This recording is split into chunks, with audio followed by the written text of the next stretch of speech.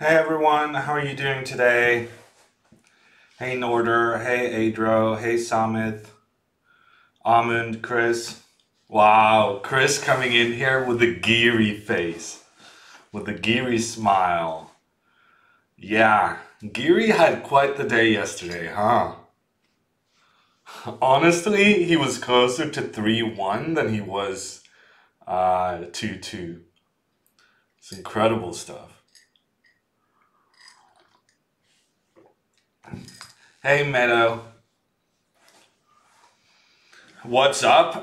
Cluex, today what's up is that we're going to be following the All-American duel between Caruana and Nakamura, and it's also hugely important for the overall standings.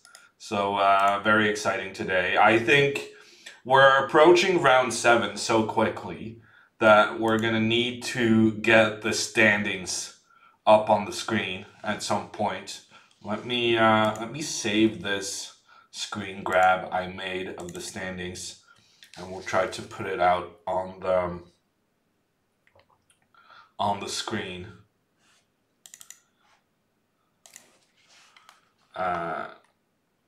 MI standings date 9. Save. And we're gonna put it out there for everyone to see. Still enjoying that match? I bet you do, Norder. The Dutch have risen and showed that they can also play chess. Okay, let me just add a source, I think. Image, add source, new source, standings, add source, browse. And then we have the Magnus Invitational standings. And so we're going to take a look at this one before we get started today. This is the standings currently. Giri and Alireza, despite winning yesterday, they're still just completely lost down at the bottom of the table. They're not going to make it. So the exciting fight here, I feel, is between MVL and Nepomniachtchi and Caruana and Ding. 4 guys fighting for 2 spots. And Nepomniachtchi desperately needs a win today against Ding, which would make the final 2 rounds very exciting. Yes, Norder, I did very well in fantasy. Thank you for bringing that up, by the way. So I think today's round is going to be extra exciting because I saw so many of our stream viewers in the top of this round's chess fantasy. So and a special shout out to Bloby, who has the lead. He didn't go with the same selections as me, and it paid off for him. Because he leads me by 1 point. And then there's like, I think I recognized 4 usernames who are regular viewers of the stream who has the same amount of points as me. Magnus didn't play that well yesterday. No, he didn't, Oscar. He made one huge blunder under pressure. But I feel like we can forgive him for that. I kind of agree with Anish. That Anish said something like, oh, so everyone is allowed to blunder under pressure except Magnus. Because very often when we credit Magnus's wins, we say that Magnus did such a good job of putting pressure and then provoked mistakes. And I think that's precisely what Anish did in that game 2 he won. It was a massively complicated game. And Anish sacrificed an exchange and put pressure on Magnus and reaped the benefits of that in the end. But the 4th and final game was horrible. So basically, I feel like, I would probably say that Magnus didn't play that badly. I think Anish did an amazing job in this match, but that fourth game, Magnus with the white pieces in a must-win situation, just blundering twice this knight takes e4 move. It was, yeah, it was not good. Hey CJ, I will take this moment to explain myself to you. I lost a bet. I think that I was trying to get a really nice intro to this stream, which I think you would have really liked. But unfortunately, in order to kind of gamble on Alexandra making me a nice intro to my stream, I needed to gamble something on in case I lost. I didn't find me losing against Alexandra to be very likely, so I agreed to whatever terms she set, and the terms she set was that she needed to have a proof of concept video for her chess dating show called The Bachelor. And somehow I managed to lose our match 3-2. And as a punishment, or her reward, depending on how you see it, I had to make the Bachelor video. I take it you enjoyed it? I think the clip needs to be posted, Bowties. Yes, thank you. We gotta make sure that people understand what the topic of discussion is. ClueX, Bowties is about to post it in chat, so you'll find it there. Best part of your week. Wow, CJ. Yeah, what can I say? Bowties is a top tier streamer, bringing the content everyone wants. Hey Zellas, how you doing? Hey Eddie. I did almost come back, Norder. Yeah, I don't want to talk about it. I lost chess games. It still hurts.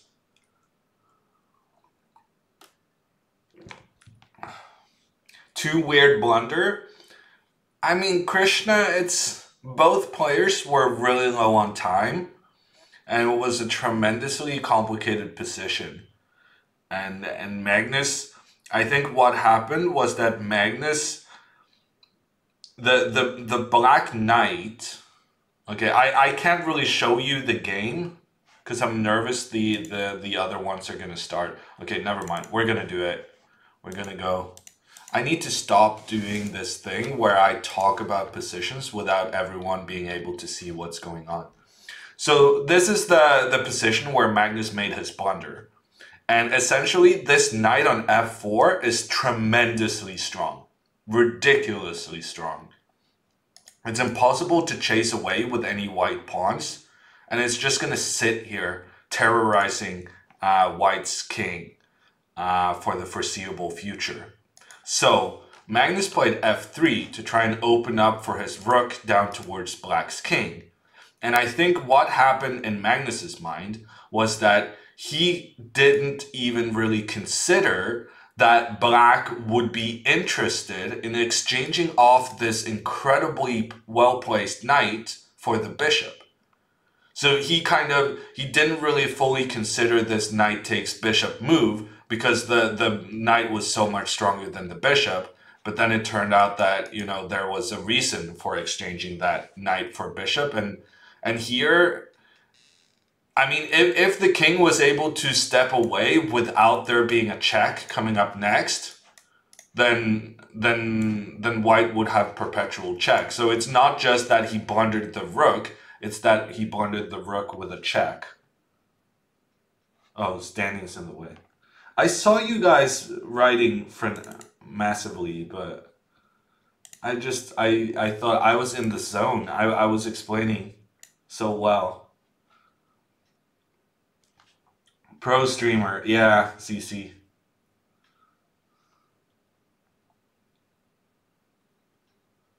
Did the clip make it to the Norwegian TV? No, not yet, thankfully. Technology showing your age again? Well, I tried. That's what I'm gonna say. I tried. And now we're gonna watch the current game.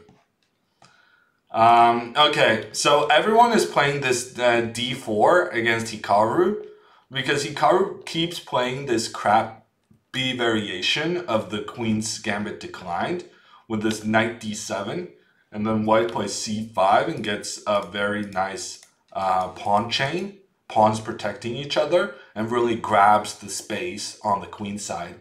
And Hikaru has played this like this might be the 5th or 6th or 7th game he's had in this variation with the black pieces in this tournament. And you know, he keeps going into it, so people keep playing it against him. Here, the other guys have been playing h3. The idea is to give the bishop an escape square on h2. But here, Fabiano goes h4. Wow. What an aggressive guy. b6 challenges this pawn chain. And we gotta protect our guys. Keep those guys protected. And now, in the other games, Hikaru has used this plan of bishop b7 and then queen c8 and bishop a6, basically trying to trade off these bishops, light squared bishops, as quickly as possible. But here he chooses a different plan of attack. He goes with his knight to e4 and immediately tries to make some exchanges.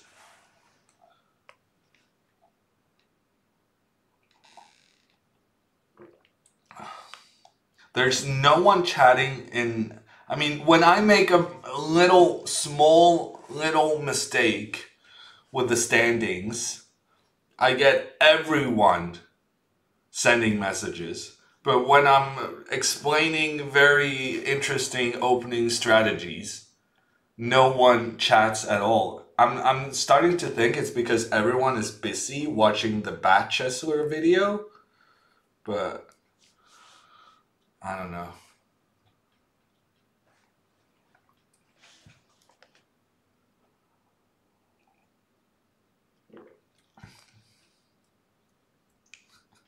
Thank you, Namshu. Okay, so Fabiano has decided to go for the exchange, and then he goes for another exchange. So Fabiano basically just trying to get rid of the knights, a strategy I'm all for. Those knights can be so tricky jumping around. Just get rid of them ASAP. And the computer is saying white has a pretty nice position. I actually played this with the white pieces against Fabiano once in the Pro Chess League. Basically just with the white pieces, I defended myself to a draw. But this version is actually pretty beneficial for white, because normally what you do in these situations is that you try and exchange off the dark squared bishops, and if the bishop retreats, you just keep following with your bishop to offer the exchange. But here, because the pawn has moved 2 squares forward, white has the h4 square under control, so black cannot offer any more bishop exchanges. He has more space for the bishops. Yes. Yes, Bossy. Let's see, what is the current situation? Hikaru is still considering whether he wants to capture in the center. I don't think it makes much of a difference though, because if he doesn't capture, then he needs to give protection to this pawn. So either way, there's the possibility for Fabiano to get rid of the knights.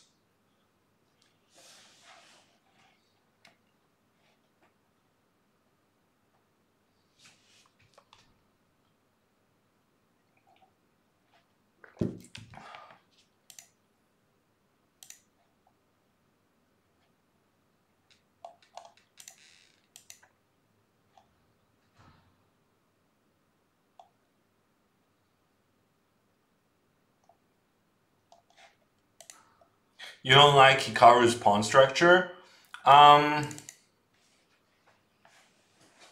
I mean, the pawn structure in general is kind of strange, but essentially black is very focused on trying to...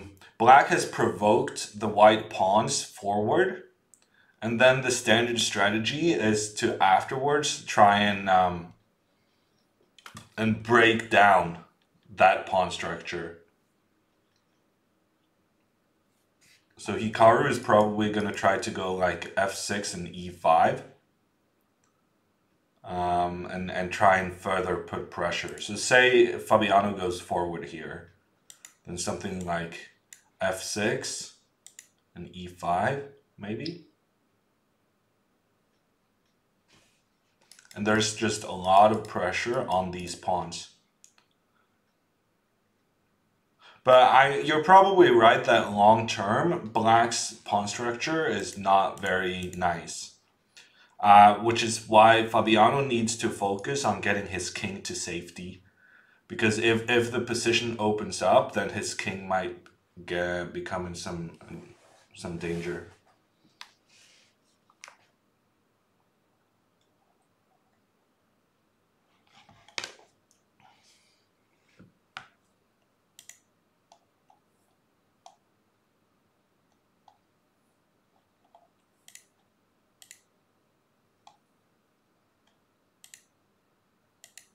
It started raining in Oslo. We had some days of incredible weather. But now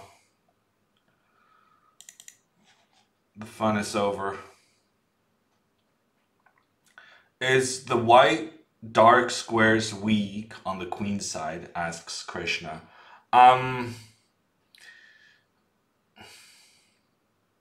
To some extent, you could say that there are some dark squared weaknesses here.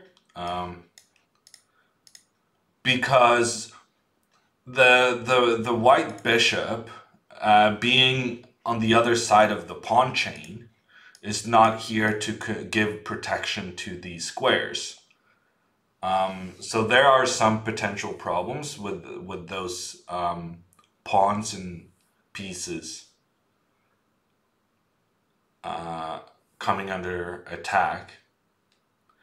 And right now the oh, bishop e2 has been played. Okay, so Fabiano is trying to castle. Good strats.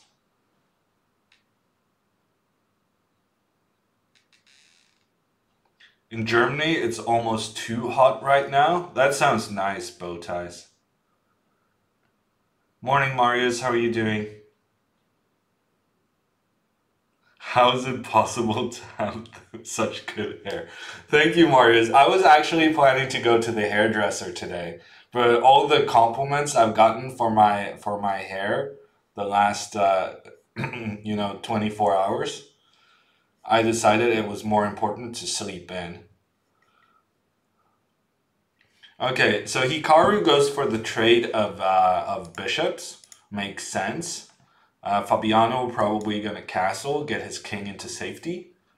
But now we're going to have an interesting situation where Fabiano is going to be ready to capture this pawn on b6. But at the same time, Hikaru is kind of ready to capture this pawn on h4. So at this point, all of this tension, the pawns looking at each other, thinking, am I going to take you or are you going to take me? Something needs to happen here in this situation.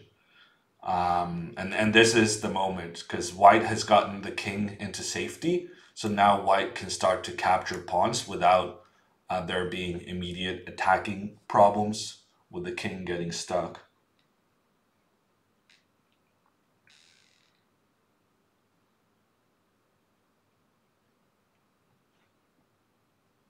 It's interesting to me that Fabiano is up on time. And I feel like Fabiano has done a really good job this tournament of managing his time and making sure that he's trying to stay ahead. It was impossible against Nepomniachtchi, but Nepomniachtchi's pace meant that he made some mistakes, which Caruana capitalized on. But here, I mean, his position looks pretty nice, I think.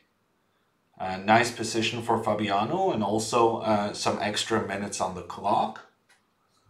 Um, yeah, he might. I think with a win here, Fabiano basically guarantees himself a spot in the semifinals. So lots at stake here. Let's take a look at this again. If Fabiano wins, he will have the equal amount of points as Magnus. Yeah, I think with a win today, it's incredibly likely that Fabiano makes it to the semifinal.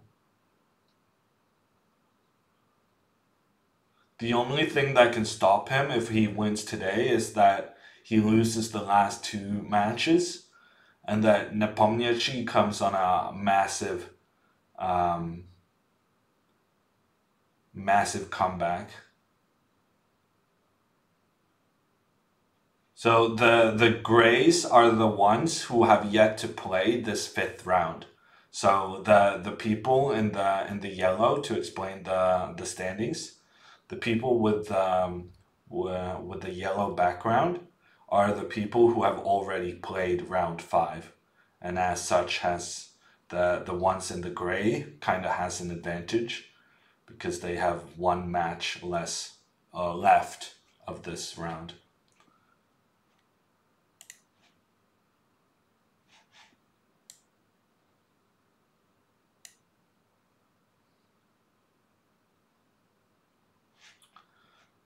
Should black trade on e2 and push c5? I'm not sure what you're saying,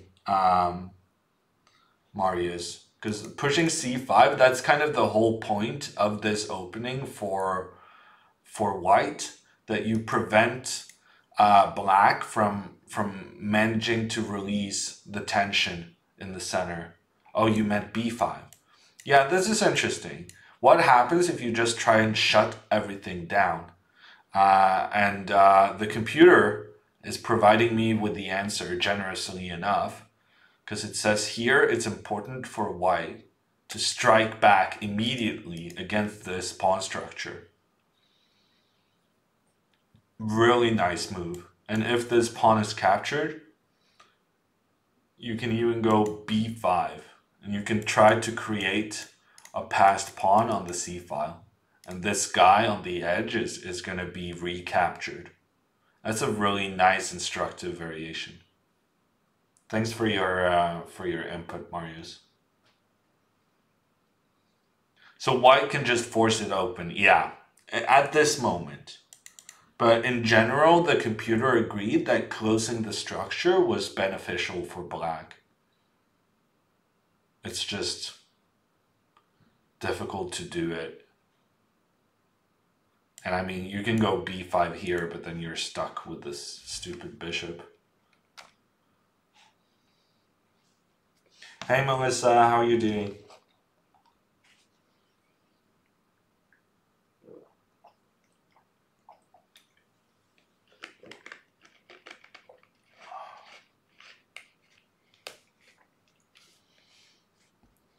Hikaru is really taking his time here.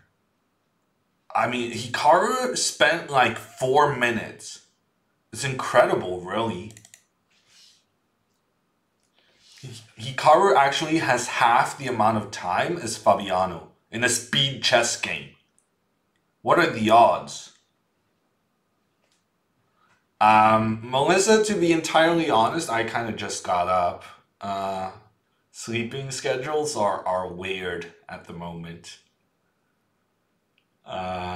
But it's going to be an exciting match today, so I'm looking forward to that. You too? Yeah. Man, Chess Twitch does not have the best sleep rhythm ever. Oh man, but at least I got my 8 hours, I think.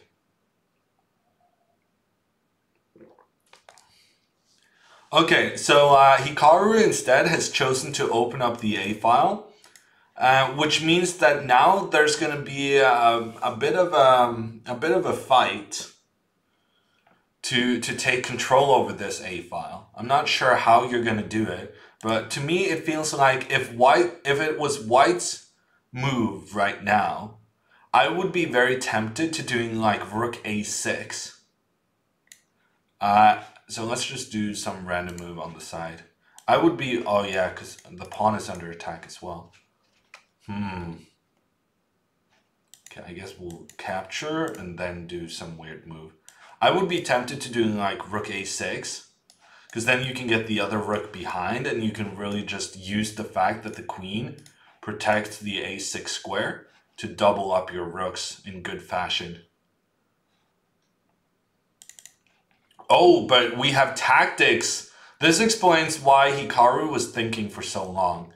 So Hikaru captured on c5, takes back, and now he's captured again. The idea is that if white recaptures, then the bishop is lost. But there are some other ideas, because amongst others, white can give up the bishop to ruin the position around black's king. Hey, Dukas.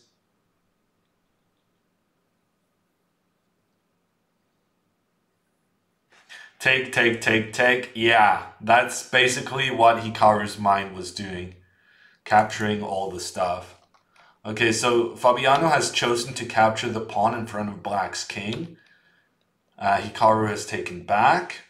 And now Fabiano takes on c5. And it's really interesting to me that oh no, he cannot capture this. I thought maybe there was a free pawn. But then there's the double attack with the queen against black's king and against black's pawn. And it's actually pretty surprising to me that even though material is going to be equal in this situation, the computer massively favors white because of the safer king position with the queens still on the board. So Hikaru instead goes queen e5, putting pressure against that rook, basically trying to take control over the A file. I'm curious if this move is still interesting, because we discussed it earlier. Okay, so the problem is that black can just give up the control on the A file to grab a pawn on c5. But given the computer's massive interest for getting the position with a pawn down, with the equal material and the black king slightly in danger, maybe this could be interesting still. Wow, king g6.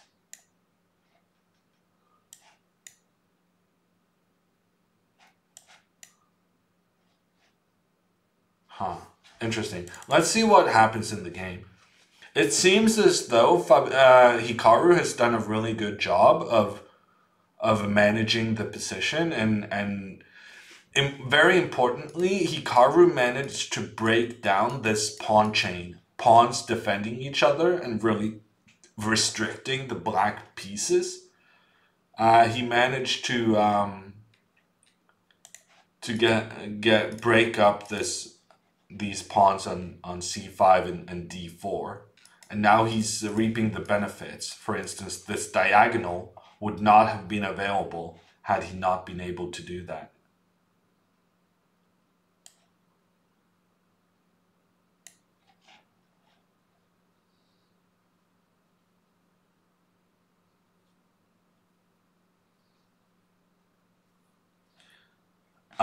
Yeah, Marius, giving up the pawn would have been a bit risky. So Fabiano chooses not to do that. Because right now, every time Hikaru takes the pawn, then there's the double attack with the queen. So I think what Fabiano is intending, I think he's intending just rook d4, doubling the rooks in the center, just having a really nice solid position, coordinating his pieces. But Hikaru is being a bit greedy. Rook a5, he really wants to capture this pawn on c5. And this is an interesting issue of move orders. It matters very much in which order you make your moves. Because now the computer is saying if Fabiano just follows his plan with rook d4, then the move h5 for black is pretty good. Taking control over that square the queen would like to use.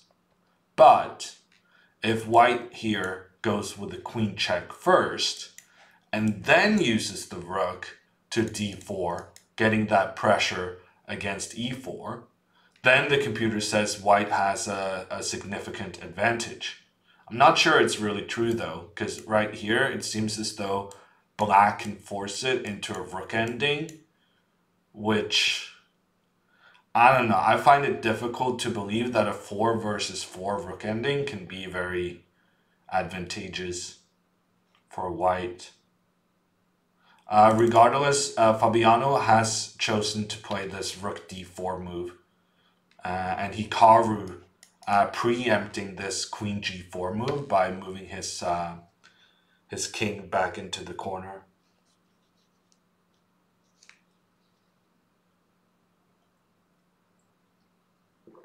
This is a draw, maybe with correct play, Basi, but I think there's still quite some moves left here. I think Fabiano is still trying to win this. Fabiano knows that he really needs to use his games with the white pieces.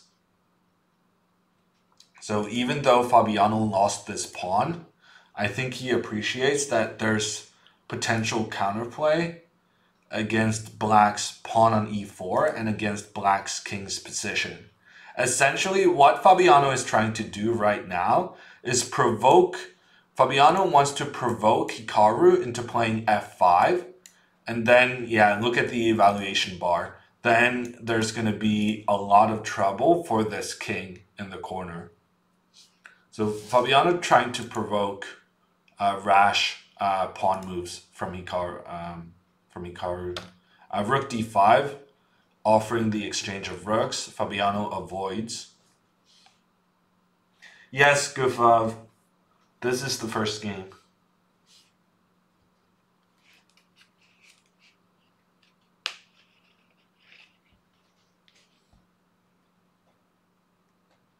And as you can see, the computer still believes white has the better position, despite being down a pawn. So notice on the left-hand side, the evaluation bar, whenever it's above this red line, it means advantage for white. And when it's below the red line, it means advantage for black. It's basically a thermometer. Hot and cold, white or black. Gufav coming in with the Twitch Prime. Thank you so much.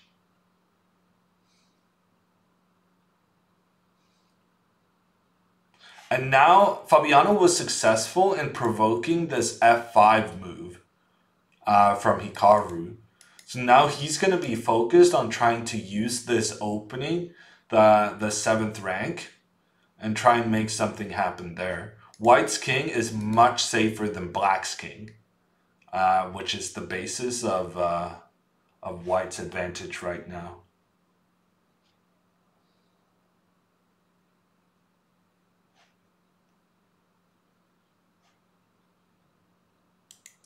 Advantage in the eye of the computer? Yeah, but I also think that, I think Fabiano appreciates that he needs to, whenever there's a chance for him to put pressure on his opponent, he needs to do so. Because he knows Hikaru is so strong in general in speed chess. And he knows that the black games are going to be very difficult. And especially if it goes to Armageddon, that's going to be rough. So he's trying to exploit the weakness of black's king right now. And he's playing well. The computer is giving him a significant advantage. Getting that rook down to b7 with the threats along the 7th rank. Hikaru has no choice but to try and exchange off this rook.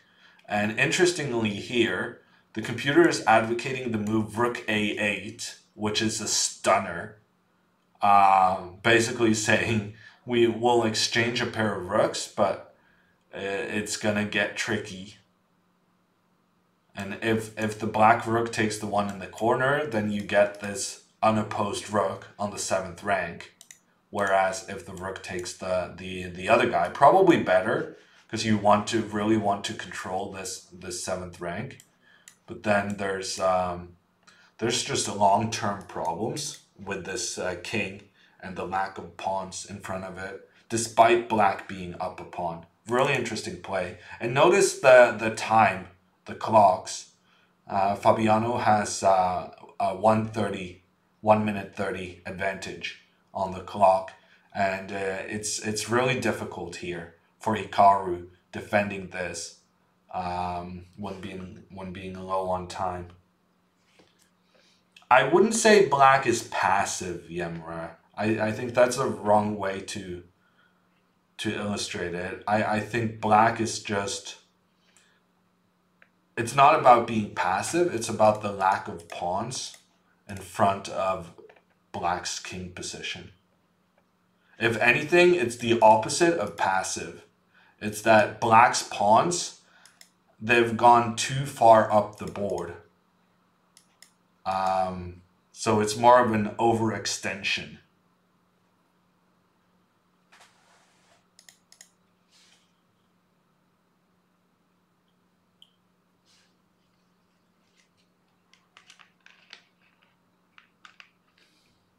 Naka is so strong, but only number 4 in the US. Yeah, but Bowties, remember also that that's the classical rating. And Hikaru is definitely stronger for internet chess and rapid chess and blitz chess than he is for the classical. And for instance, in the blitz ratings for the World Chess Federation, Hikaru is number 1. Not only in the US, but also the world.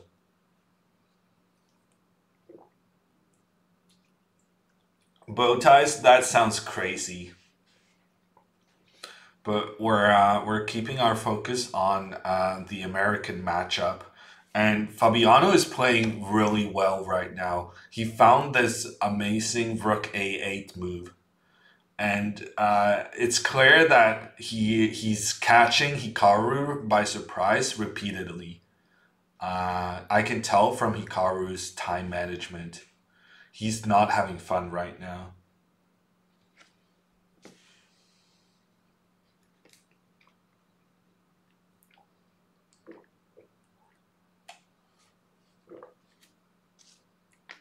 Yeah, it's difficult to shake Fabi Krishna. He seems to be in the same mood no matter what happens. Hey Lendick, tuned in from the main channel. Well, you're very lucky that there's so many different styles, to choose from. I hope there's not too much burping on the main channel though.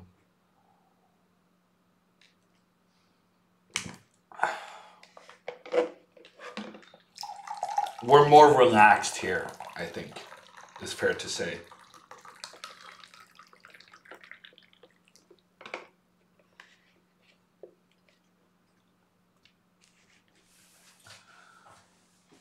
Oh, we have more moves. For some reason, it didn't update on my screen. My bad. Okay, so Hikaru has taken this rook on b7. Fabiano takes back. There's a check. King moves. And look at this play. Look at this play from Caruana. King g2.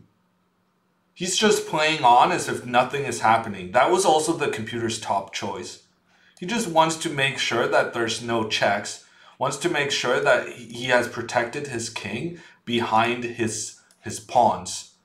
There's no way for black to give checks against this king right now. Hikaru goes rook c7. Makes sense, trying to get this passed pawn, trying to exploit his main feature in the position, which is an extra pawn, a passed pawn, ready to be pushed for queendom. But Fabiano is not phased. Fabiano is about to put his queen into Hikaru's business, and that looks dangerous to me. It looks quite dangerous. What was your pick on the Nepo time question in fantasy? I had Nepo to be below 3 minutes. I'm assuming I'm gonna win it because I'm a chess fantasy genius. Bow ties. Hey Salomka, how you doing? Yeah, so this is becoming really, really dangerous for Hikaru, and he's also down to 2 minutes.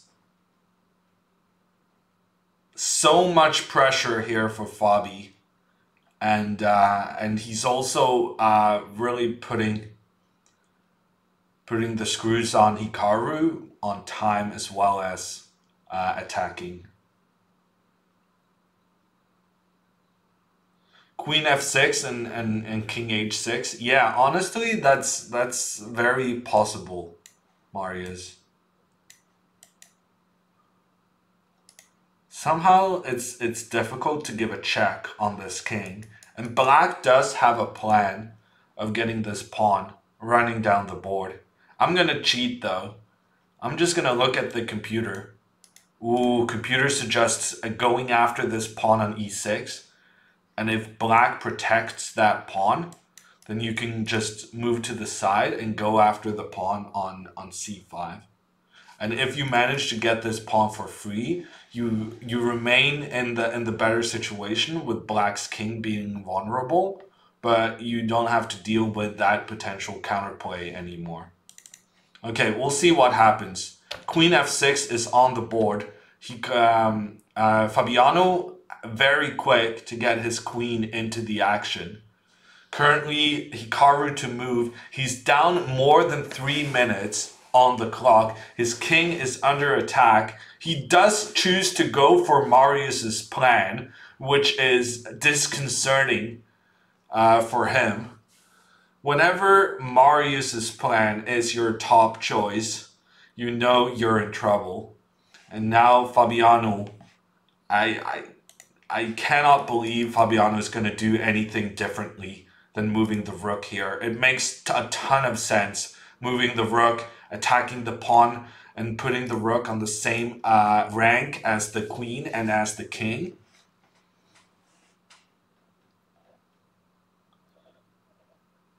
Whatever Marius suggests, do the opposite. Advice to live by. Well, Hikaru is trying your defense, Marius.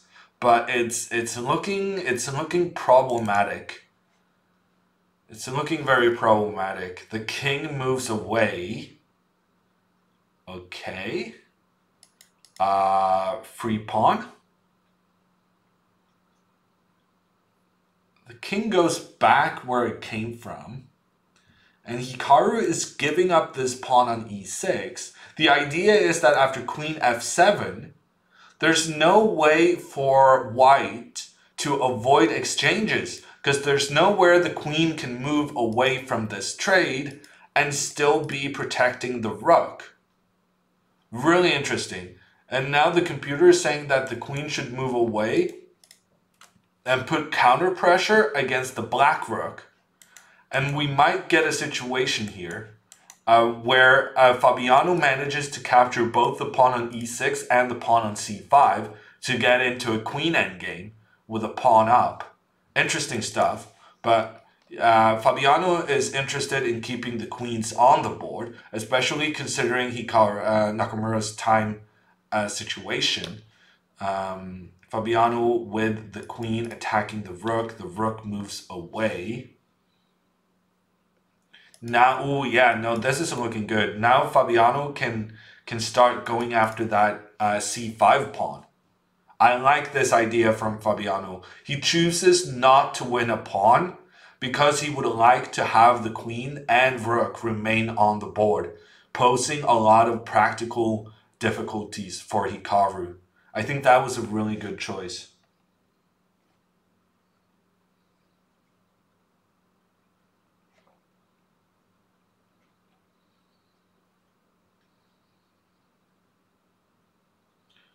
Okay, Fabiano choosing not to capture this pawn. Instead, he's trying to give a check on the black king. It's not clear to me that does anything though. But as long as Fabiano is playing quick moves, he's putting so much pressure on Hikaru. Because Hikaru is spending more than 10 seconds every single move. Just trying to make sure he avoids the traps of the position. And frankly, there's a lot of traps. Hikaru now down to just a minute on the clock.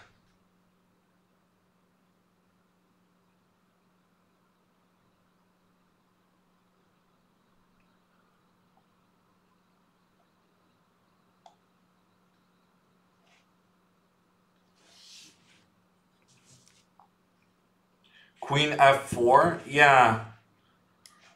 Queen f4, but the thing is, you always struggle. Oh yeah, rook g4 and g8 and then queen f4. Yeah, that was probably the idea. Leibniz. Good spot. But now Fabiano is taking a bit of a timeout. He's just capturing this pawn, and then he will go back with his planning, his plotting against Black's king.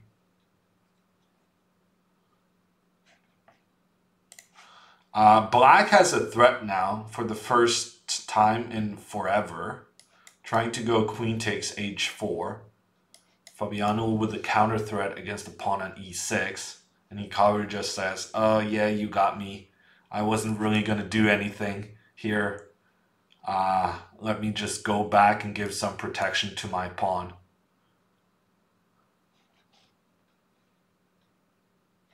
I'm guessing Fabiano now will... I don't know. Yeah. He's gonna try to do this plan again. And now, according to the computer, Hikaru made a decisive mistake. And Fabiano found it. Rook e8 was the computer's first choice. I'm actually still not sure what the idea is after rook e7. Ooh, that hurts, that hurts. Queen d8, good move. Rook moves back. And now queen d6, and there's no way to defend the pawn on e6. Yes. Yes, the breakthrough from Fabiano Caruana, being rewarded for keeping the queens on the board, creating maximum difficulty for Nakamura, who was also low on time. White has succeeded in winning that pawn and still remains with a devastating attack against Black's king. I don't see the knockout blow, but I'm assuming it's here somewhere.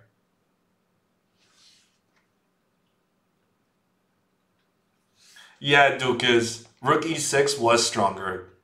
Well spotted. The computer also said so. Rook takes e6, and if you take, then there's immediate checkmate. Very nice. But queen d6 kind of makes a lot of sense as well. And now, wow, g4 from Fabiano. And now rook takes, and then g5. Yeah. Well done. Fabiano getting the dub, the win. Rook f6, he goes g4. Just a big diversion sacrifice. If you capture, then you can capture here. If you capture with the queen, you can capture here. Hikaru tried capturing this one, but then this is winning as well. Big game here.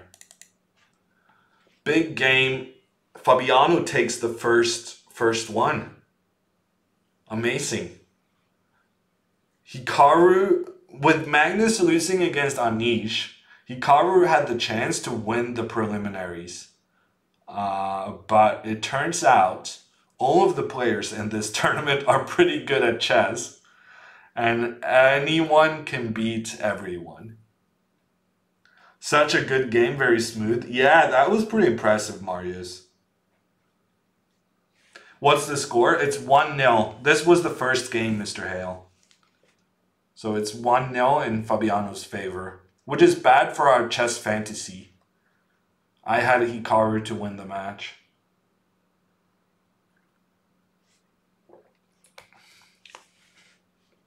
So who is in the top 4 right now? I guess we'll bring back the standings. Actually, I think we're going to have to answer that question after we have a result in this game between Ding and Nepo. And speaking of chess fantasy, more points for Hammer. Nepomniachtchi is under 3 minutes on the clock. So we're getting more points.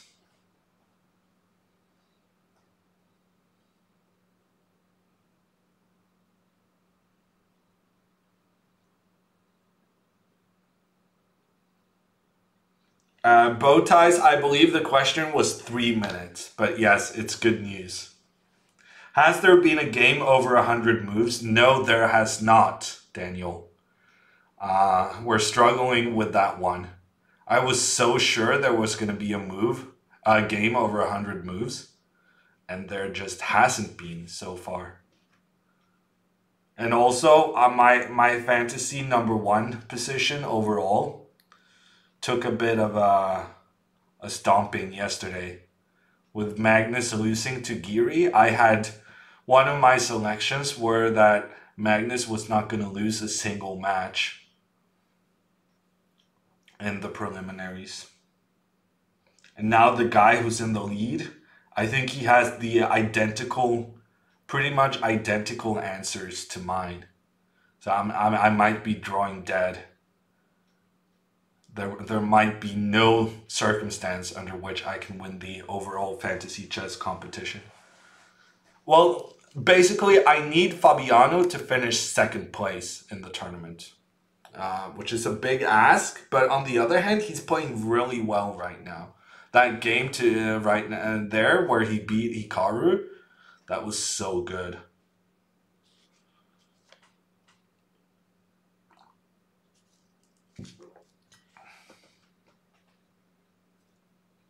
Thank you, Bergen. What was the mistake in the Hikaru game? I think, as Marius said, Chess Fuss, there wasn't like a clear moment where Hikaru did anything wrong. Ooh, Ding has a nice strategy here. Oh, but this is even better. Ding is so accurate. He's pretty good at chess. So Ding had the opportunity to capture here. Actually, this would have been more accurate because there's no way for white to avoid the exchange of rooks. So it's just immediate game over.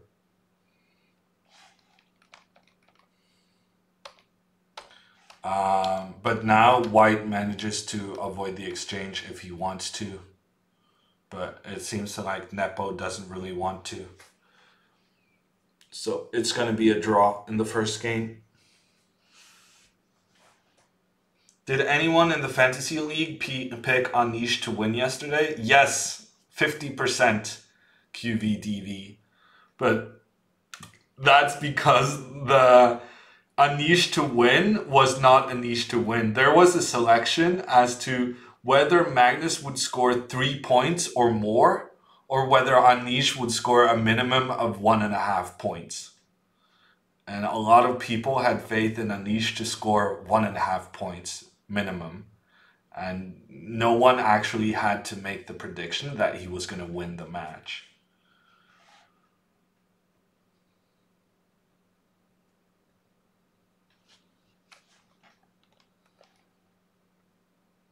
Do you have money riding on this? No, Tree Shoes. I'm not a big gambler.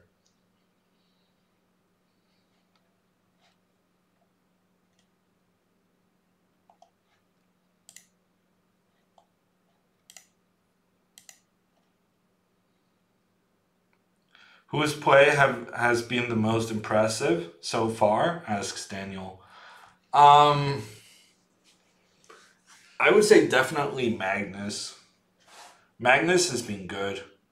He was really shaky in the first match against Hikaru, and then he was meh in the second match against Alireza, and then he was incredibly strong against MVL and against I forget who he played in the third round. But yeah, Magnus against MVL was very impressive. And frankly, I don't think he played that poorly against Anish. I think he just completely messed up the fourth game. Did you see Anish's shh tweet? No, I don't think I did, Marius. I did see that he made the... He did this after he won. I saw that one. Feingold said Magnus played bad. Well, I don't know what to say about that. How to respond to that, I don't know. I went to journalism school, so I guess I would tell you that you need to, one of the important abilities in life, in journalism specifically, but also in life, is to judge the different sources and then make your assessment based on your judgment, such as American news outlets versus European news outlets. You might give more credit to The Guardian over, say, CNN or Fox News, to give an example. And you might also give more credit to the opinions of Hammer over the opinions of Feingold. I thought I was just going to make it an analogy, but I just came right out there and said it.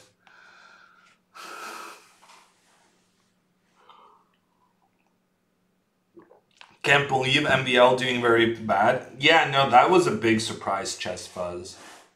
He's probably pretty disappointed with himself. But I think Fabiano has been a really positive surprise. But when the question is who's been playing the best, I feel like we have to judge Fabiano equally to the others. We can't judge him only on the low expectations we had. We have to judge him compared to Magnus. And I think Fabiano was very fortunate against Nepomniachtchi, and he's been a bit shaky at times. Got crushed by Magnus 3-1 as well.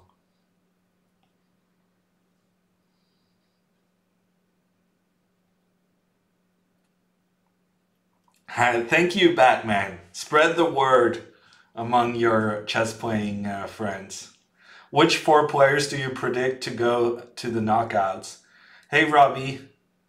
I made the prediction a couple of days ago for the Norwegian TV broadcast that it was not a shocking prediction, but I made the prediction that it was going to be Carlsen, Nakamura, Ding, and Caruana. It helps that they have just more points than the rest of the people, you know? And I think that prediction stands pretty solid right now. And if Fabiano beats Nakamura and if Ding beats Nepomniachtchi, it's basically decided today, because they're going to have a massive lead against the others. So in order to kind of keep the tension in this contest, oh sorry, that was the wrong one. In order to keep the tension, it would actually be pretty good if Nepomniachtchi managed to beat Ding, and then we could have a Ding versus Nepomniachtchi struggle. Okay, they're playing very quickly. Fabiano is suddenly playing the Slav with the black pieces, which is really funny, because MVL has turned up for this tournament with a new opening repertoire. He's now playing the Slav move order to get to the semi-Slav opening with black.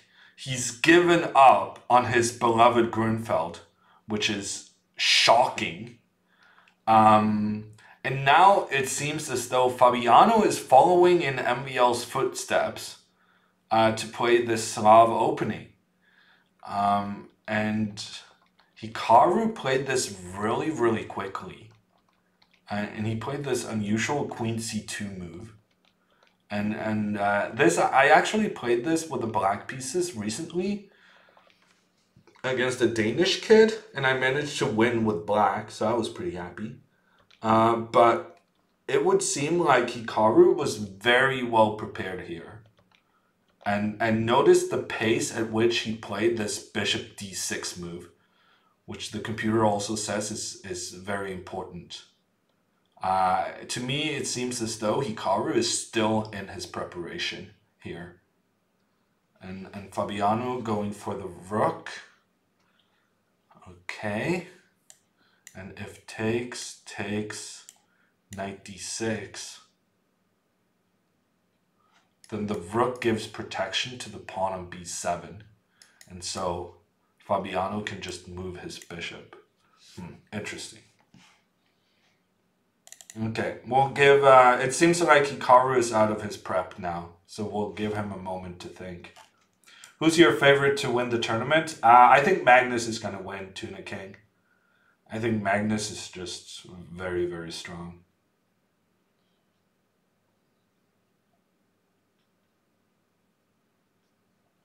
What's your thought on being top of fantasy chess? Unfortunately, I am no longer the top participant of fantasy chess.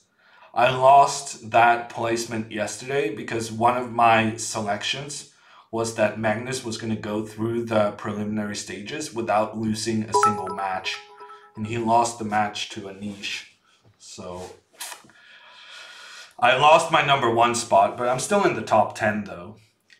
Penguin Monkey coming in with 100 bits. Thank you so much for the support.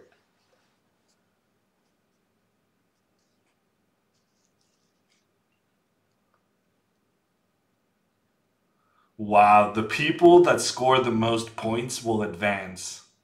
That is in-depth analysis right there, QV.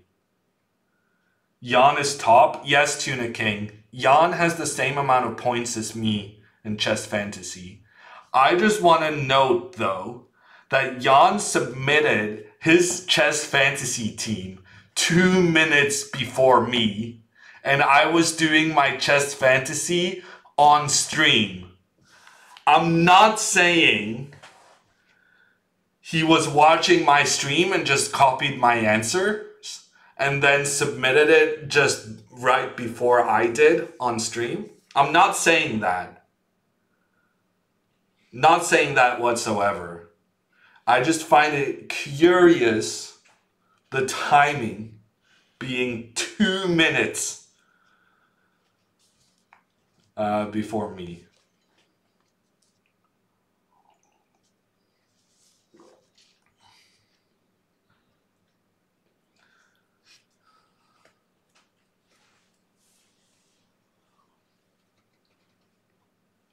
Maybe he was, says Tuna King. Well, I am definitely not trying to start a rumor that Jan is a dirty copycat.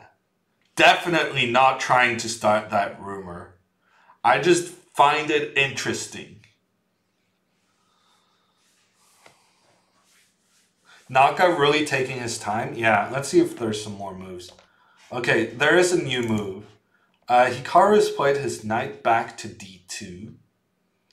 I like it. I like it. It kind of prepares to go e4 at some point. It also gives protection to the knight that was attacked.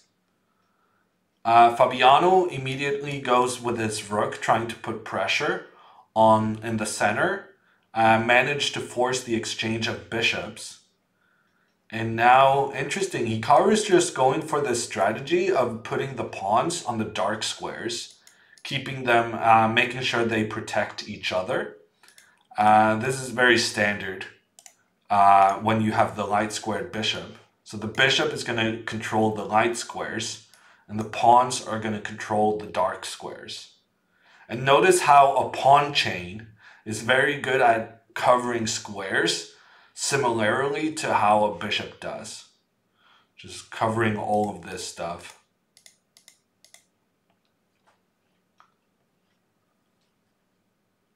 The computer kind of likes Hikaru's position. It believes white is somewhat better. It doesn't feel too serious though. Yes, black's queen is not optimally placed on the edge of the board, but it feels as though you can get your pieces into play. And one very nice variation here is to capture, takes back, and then bishop e4, trying to get the trade of these bishops. And if the pawn blocks and tries to attack the black bishop, then you have bishop d5, and you have this pressure against the knight and against the queen. And actually, this is almost a decisive advantage for black, if not for the fact that the queen can move away and attack the rook on e7. Ooh, but here the computer says you can just give up that rook, and then you can get this trade because the rook on f1 is under attack at the end of that variation. Really interesting stuff. And an additional reason to why it's interesting is that Fabiano has gone for this variation. He has taken on c4, and then he has gone bishop e4, asking for the trade of bishops. And considering this variation we just analyzed, with the bishop getting to d5 with the threats in this diagonal towards white's queen, Hikaru has chosen to instead play rook c1.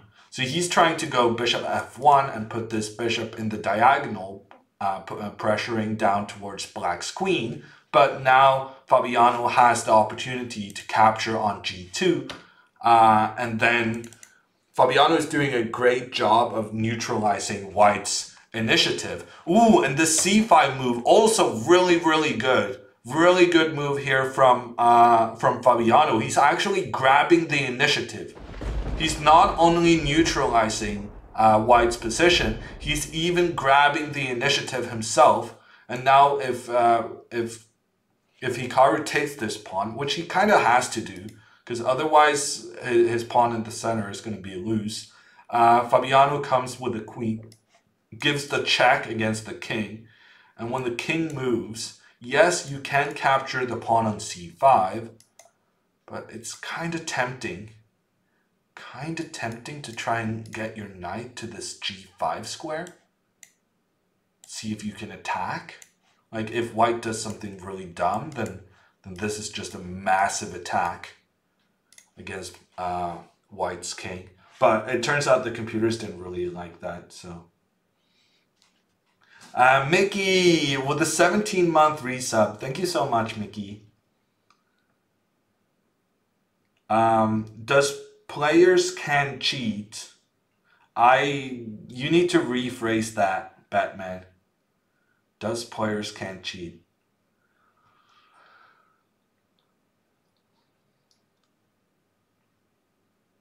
The players have the competency to cheat.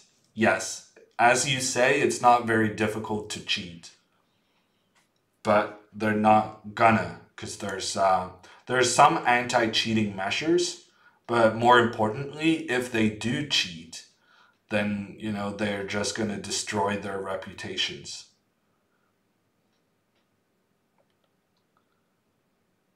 They have a camera behind them? Yes, Guffaw. But frankly, bypassing that camera is very easy. It's the problem of internet chess in general, that cheating is very easy no matter what kind of restrictions or measures you put in place.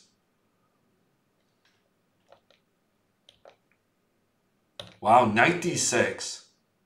Interesting move. Probably Fabiano didn't see that move. Opening up the pressure against the rook, and in case of trades, the knight cannot be captured because of the back rank checkmate.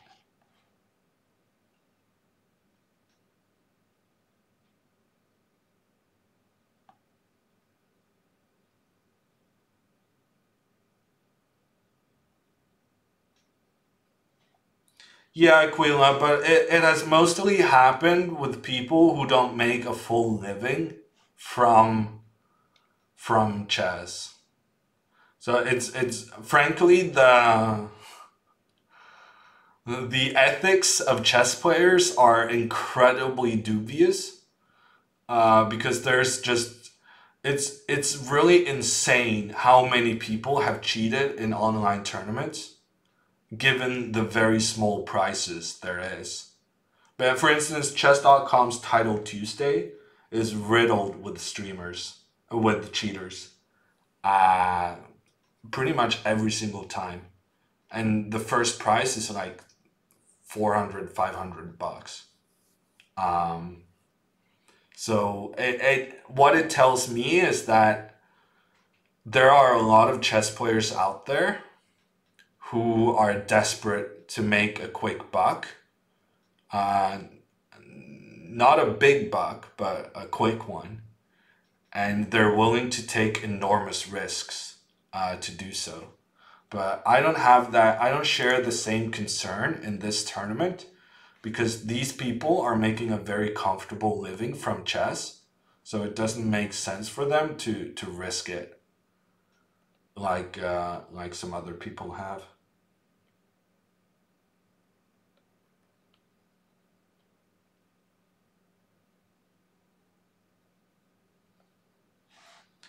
Goofball, that would be very, very easy to circumvent as well. You can have a friend standing in the other room, giving you moves.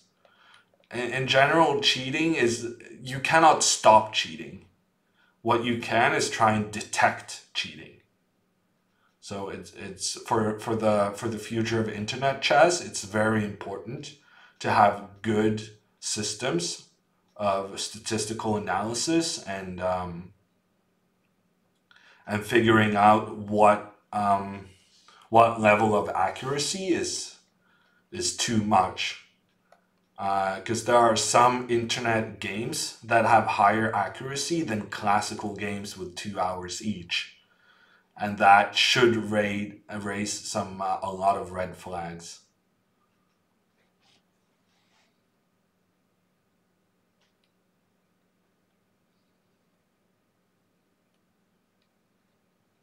If they cheat, are they going to be banned forever or years? I mean, there's no like Camel, there's no like set rules for how long you get banned for cheating and stuff like that. And different chess websites will have different rules and probably also different punishments depending on whether you have confessed, whether you have admitted wrongdoing, whether you've done it in a very high price. I mean, the extent of your fraud. Like, there's a difference between cheating in a regular game with friends, and there's compared to a tournament with big prizes, stuff like that. But in general, if one of these guys cheated, the consequences would probably be that they would lose a lot of friends. I mean, these people play chess professionally. These people see each other at tournaments at a regular basis every year. And you would be ostracized if you were caught cheating. And also, you would never be invited to this specific tournament again. And probably other tournaments would also be very reluctant to have you when you've gotten a reputation as a cheater. It's also important to note that cheating in chess is so devastating. it's kind of even worse than doping in cycling because the computers are just so much better than every human being. So cheating in chess is essentially just it's not like maximizing human potential through drugs. It's just it's riding a car in a bicycle race. It's just something completely different.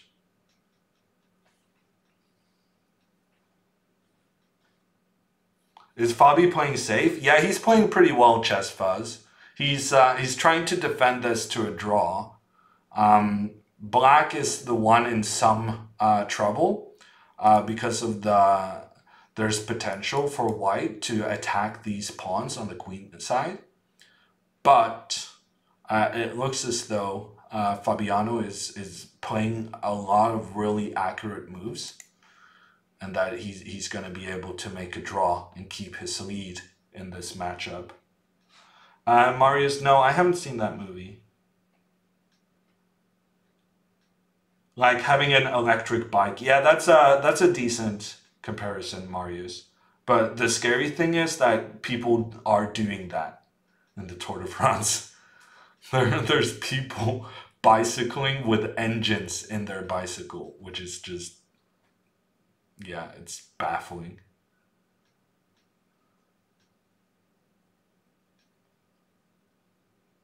Why did it take so long to convict Rouses? Because no one caught him, Bowties.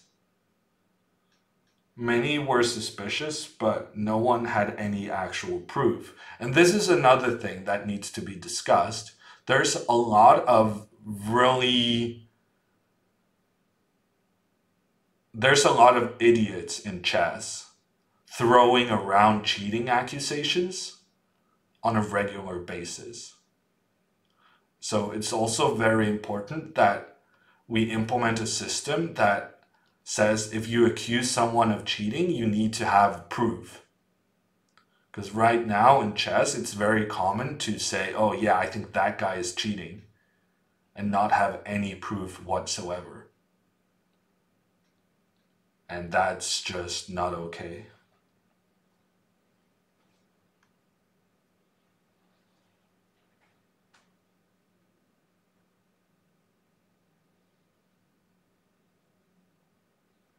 How hard can it be to check a bike for engines inside? Apparently, somewhat difficult, Slomka, because it has happened. Have you read Jabava's suggestions? I don't think so, Bowties. But I think Jabava is one of the crazy people.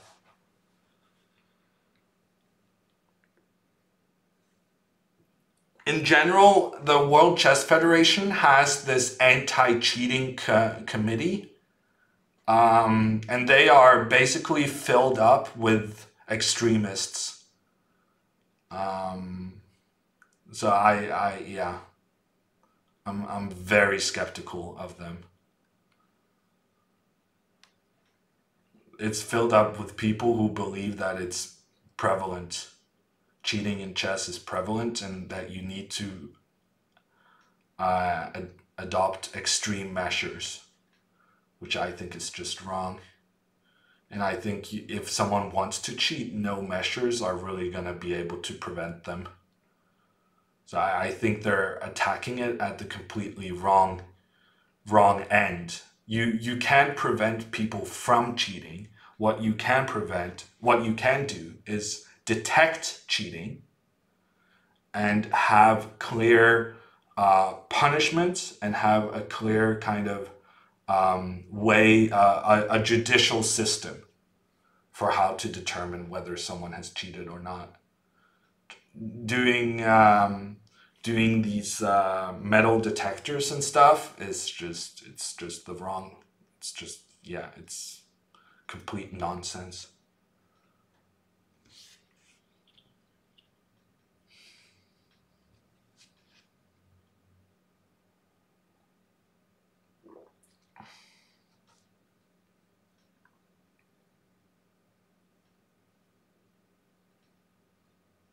Knight d4 next. Yeah. So what Hikaru is doing very well right now is that he's provoking Fabiano to move these pawns forward. And the further forward these pawns get, the easier it's going to be for Hikaru to get his king in close and attack the pawns. And now, for instance, knight c2, putting pressure on this pawn, knight d5 and then e4. Hikaru is very close right now to winning one of these queenside pawns. So there's actually a lot of tension here. Hikaru is very close to being able to churn out a win.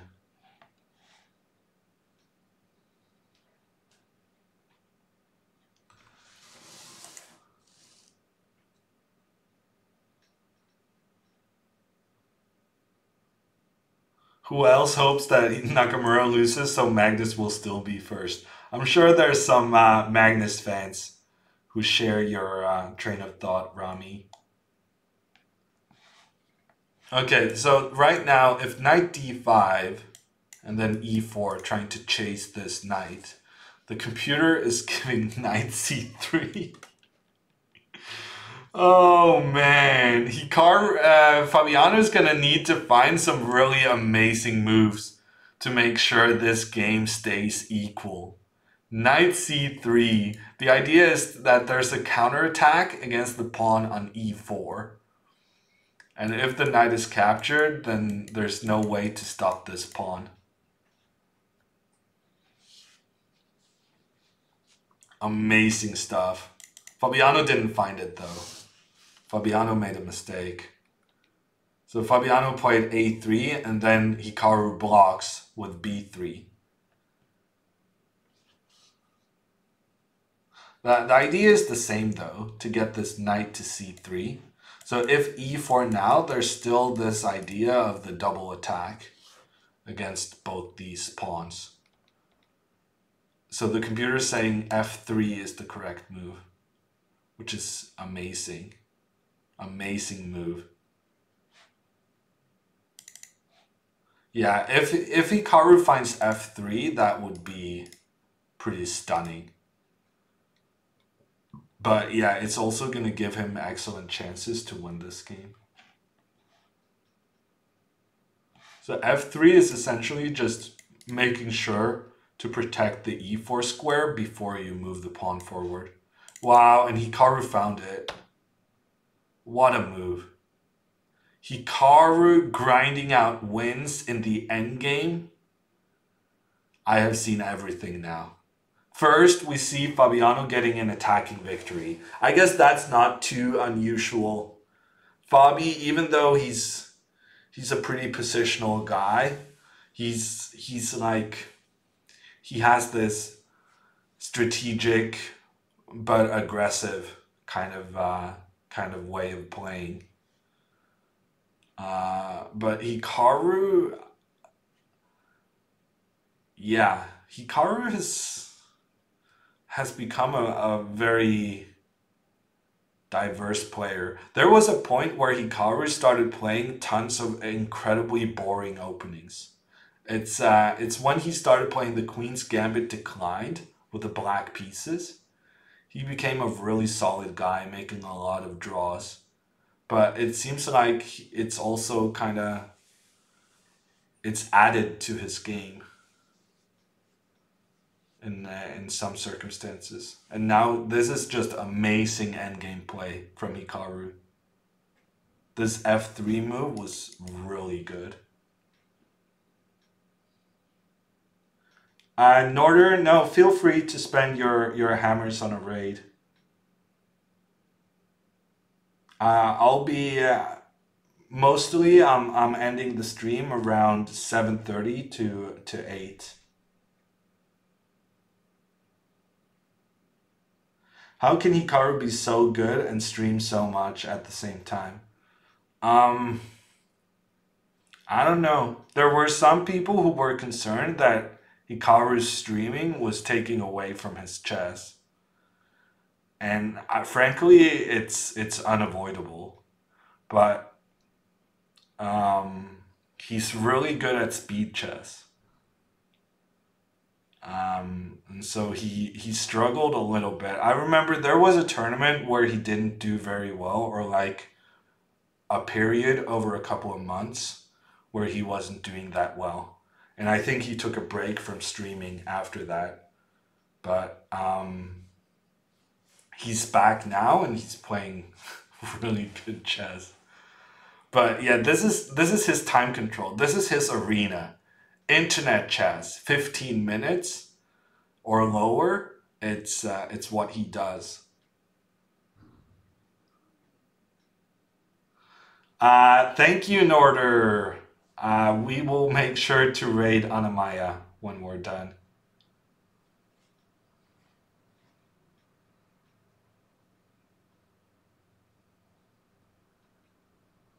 I may need a reminder. I'm a chess player. My long-term memory is really solid, but my short-term memory is not amazing at all.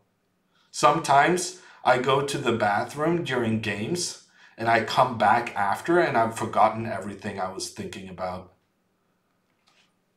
It's messed up.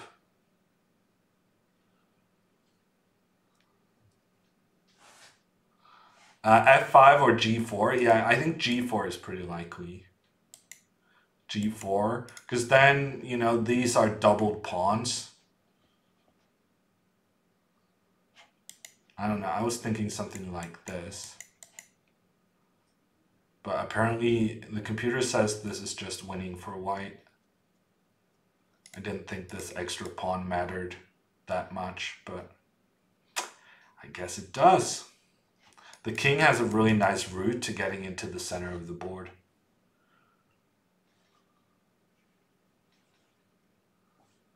What is time control to get better at chess?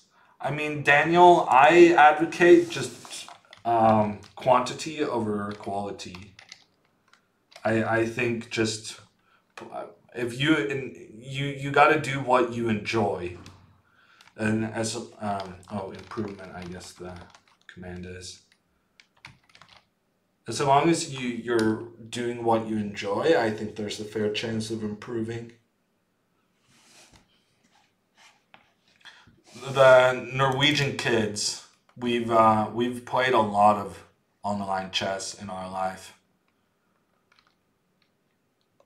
Magnus and I, when we were younger, we played a lot on the internet. And it's not like we became bad chess players because we played a lot of internet blitz. We just did what we enjoyed.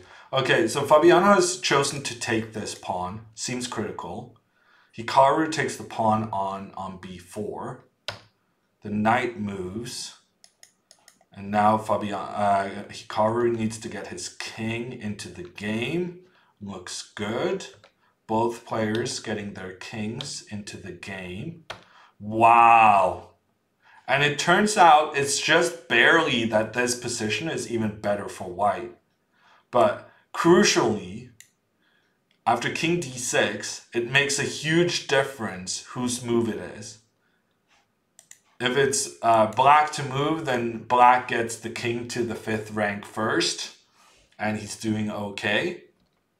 But since it's white to move, white is the one to get that king just slightly more aggressively placed in the endgame. But it puts pressure on the knight. The knight is going to have to retreat, and then white can swoop up the pawn on a3. Really, really nice endgame play here from Hikaru, and I think he's going to equalize the match.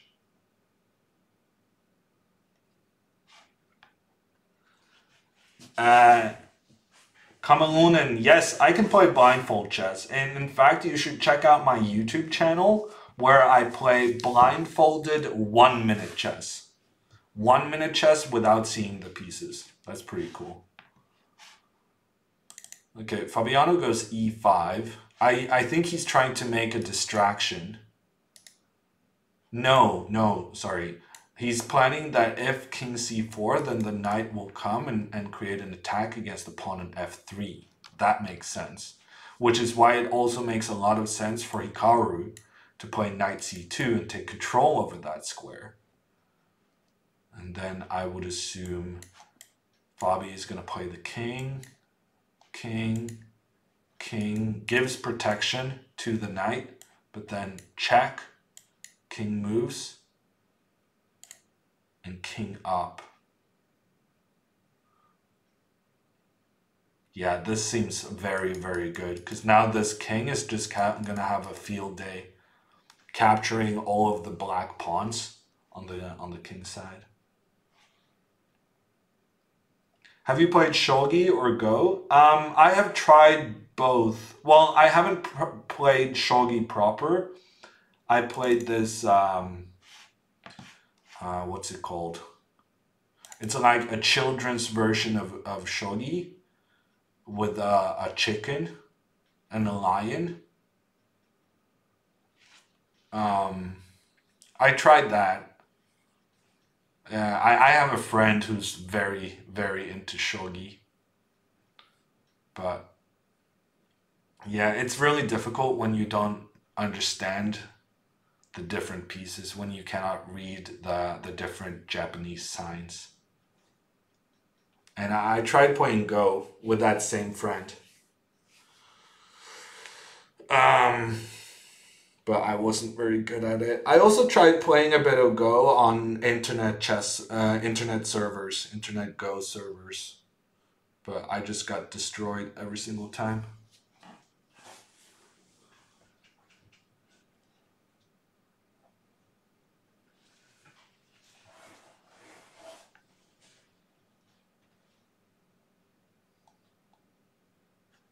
Ding won. Wow, Krishna coming in with the news.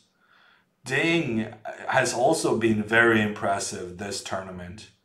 He's playing at like 10 p.m. Chinese time. But he's playing good chess. And that is quite positive for our chess fantasy. I have Nakamura to win and I have Ding to win. So right now we're enjoying the results, frankly. These are good results for us. Also, I have Giri to have the most draws. And Ding was ahead of Giri. So it would be nice if there were some more decisive games in the Ding versus Nepomniachtchi match. Okay, we have developments. Hikaru has been able to force this knight back, and as a result, he has captured the pawn on a3. He then has two connected passed pawns that he's just going to rush up the board. Fabiano is trying to create some action on the other side. Fabiano is going to run with his f pawn, but to no avail. There's yes, you can push the f pawn, but you cannot push it as quickly as white pushes the a pawn, especially since the white knight is going to get in a really good position to stop the further advance of this guy. So yeah, and when the black knight tries to stop the white pawn, just as the white knight has stopped the black pawn, then we see the benefit of having that extra pawn, because then you can just get this next guy up into the game, I suspect. Okay, we'll find out though. F5 is on the board. Hikaru choosing not to run with this guy. He goes knight e3 first. The idea is that if f4, he's going to capture on g4. Yeah, I guess that's fair. Fabiano using his knight to give a check. Whenever the knight gives a check, you should always have as your first instinct to check what happens if you place your king diagonally 2 squares away from the knight. Because for the knight to get to this square, to get to the square diagonally 2 squares in, well, any direction really, that is the longest journey the knight has to take. So like in order to attack this square, he's gonna need 3 moves and 4 moves in order just to get to the square. So that's it's like the king dominating the knight in some circumstances when it's 2 squares diagonally. Hey Poop Towel, how are you doing? Yeah, Adro, I also think Nakamura is winning this. He's making up for that first endgame. Yeah, well, Norder, I would say that the first game wasn't really an endgame. It was just really nice attacking play from Fabiano. But this was an endgame for a long time. And the computer was giving almost a completely equal evaluation. And Hikaru managed to demonstrate the problems of pawns advancing up the board. I think it was a really, really instructive endgame from Nakamura. Really well done. It's called the dumb distance. I don't know that term, Trenty, but if it isn't called that, we can call it that from now on.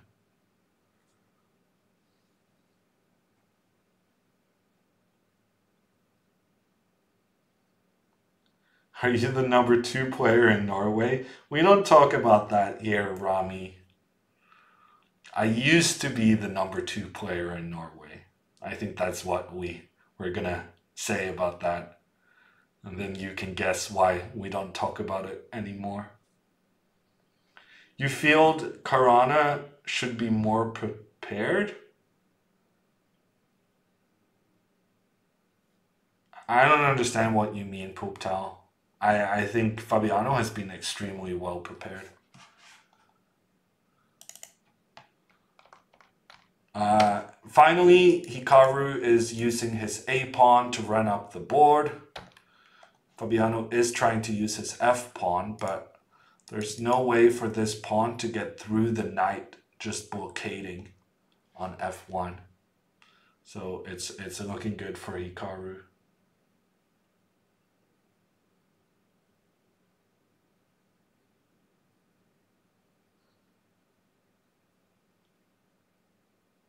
Hey, Jills.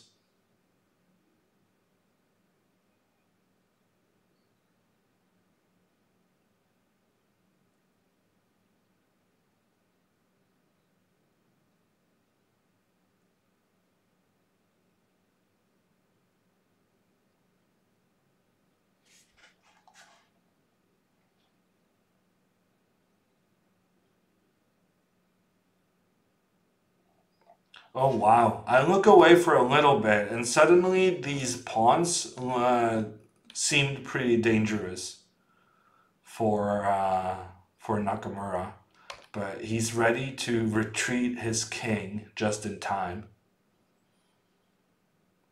Making sure using the king as a blockader. And that was it, I think. Because now he's either going to get the pawn. Well, he's just getting the pawn, basically. He retreated his king just in time to prevent black's counterplay. And now the game is over.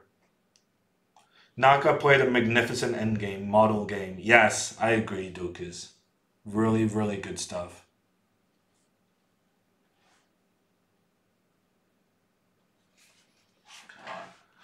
I think we're just going to conclude that Hikaru has won or is going to win this game. And I think it's worth going back, looking at what happened here.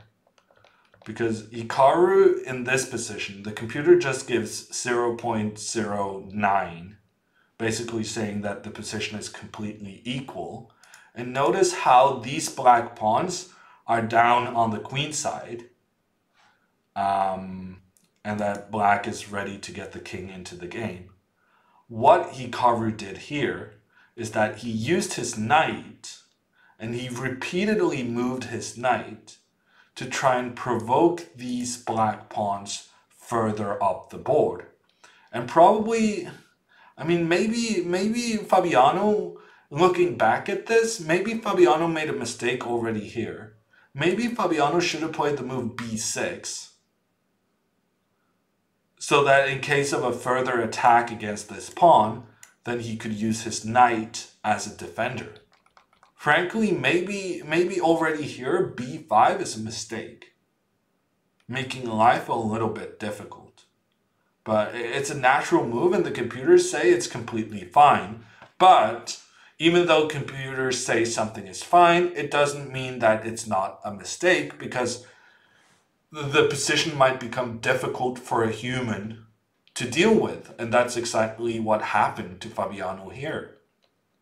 And knight b7, we see Hikaru is just moving his knight about repeatedly. But here it starts to work out for him. He's not prioritizing getting his king in the center. He's prioritizing forcing these black pawns further forward.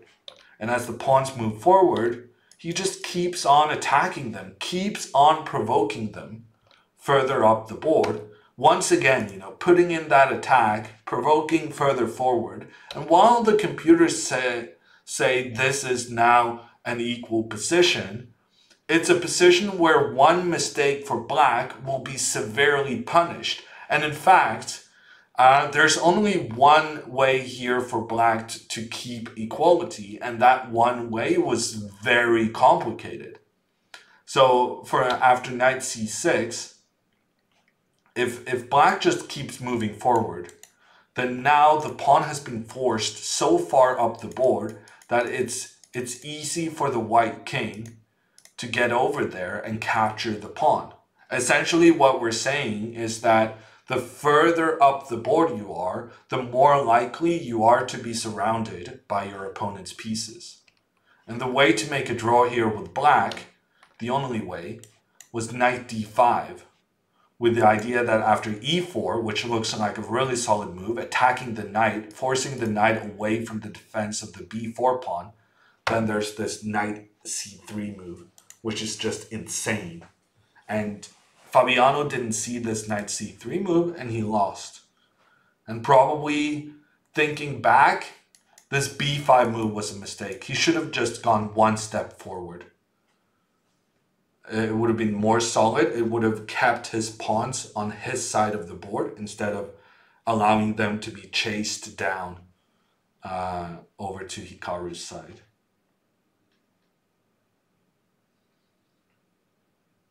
Yeah, Norder, I think this was a really instructive endgame from Hikaru. He did really well to win it.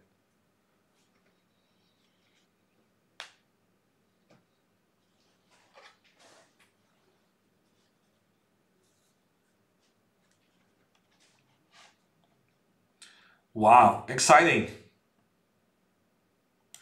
And Nepomniachtchi and Ding have started their game, despite the fact that they're supposed to start the third game simultaneously for both matches. I guess they moved away from that. I guess we're gonna sit here and just look at this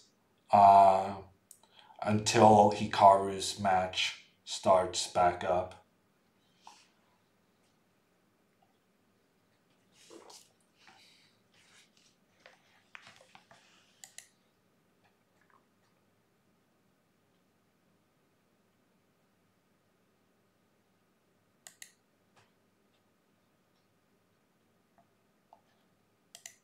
I have a question for chat about titles and clickbait and stuff like that.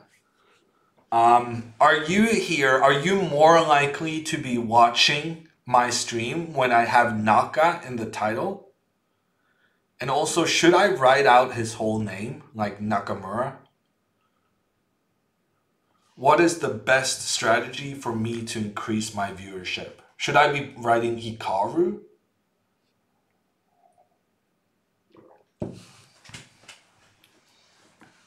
You're still in shock Giri beat Magnus? Yeah, we all are, Mr. Poop Towel. Frankly, to me, it seems like the one most in shock is Giri himself.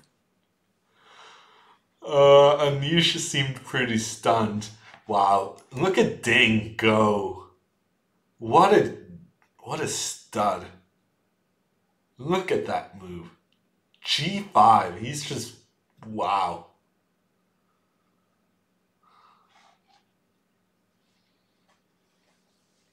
We all know who Fabi and Naka are. Yeah, I understand that, Greg. But I'm saying, like, to get some of that sweet Naka 5,000 viewership, I'm not sure all of those guys necessarily know who Naka is. Maybe I should be writing Hikaru since his username is GM Hikaru. But on the other hand, how likely is it that those guys are checking the chess directory to be able to follow Hikaru's game? Maybe not so much. Maybe the algorithm picks up on Hikaru Nakamura more easily. Yeah, that's basically what I'm saying, Marius. Well, basically what I'm asking. Yeah, I shouldn't shorten his name. I should just write out the full thing.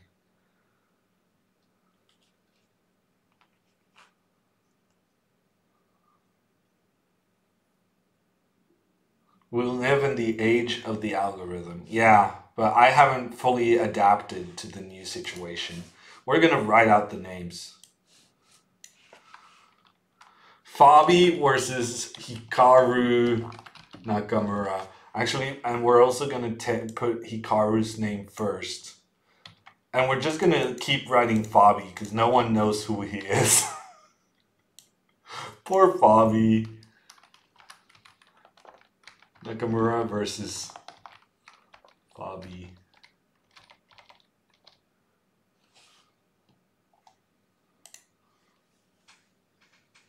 Shade on Fabi? Well, I mean, he's a good chess player, but no one knows who he is outside the chess community.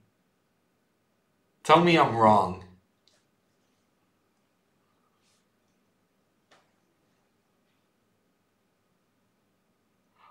Ulan, is that true? Hikaru has more European viewers than American viewers? I find that very hard to believe. There's not been a single successful European chess streamer. I guess other than Blitzstream, but he has done really well for himself with a niche French market.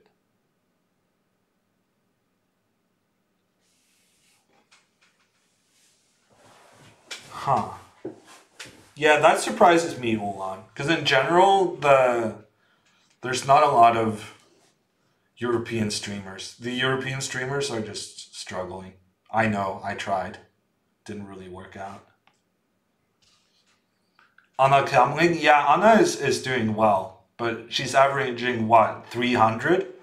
While the Chess Bras and Alexandra and stuff like that is like minimum 600. Ben Feingold with like 900. Yes, Muskinism. Yeah, Adro. Carlson has had some success when he has been streaming. That's true.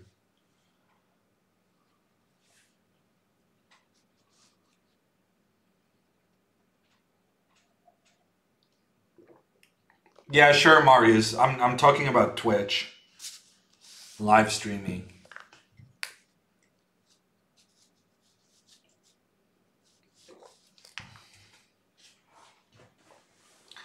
Anna is not doing very well, guns blazing.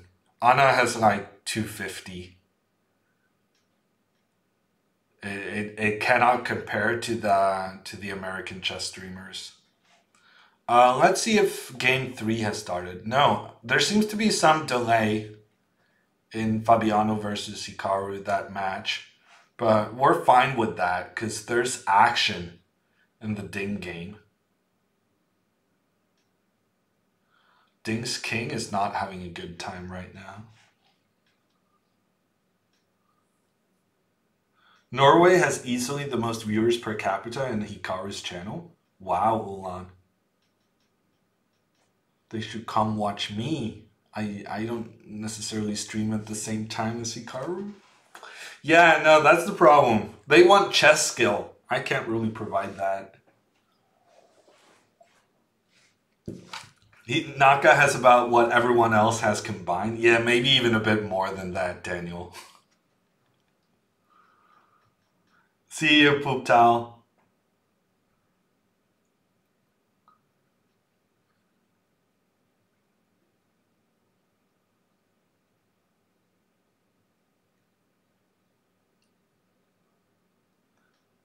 No, Simon doesn't have very good numbers either, Marius. No, I mean there's genuinely not any big European streamers like more than 500 regularly more than 500 viewers. The only one is Blitzstream, and he's doing French.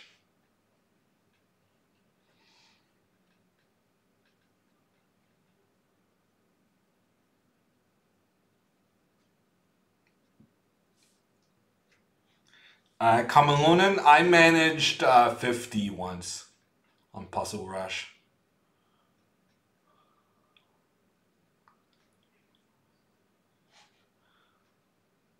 Oh wow, game 3 has started.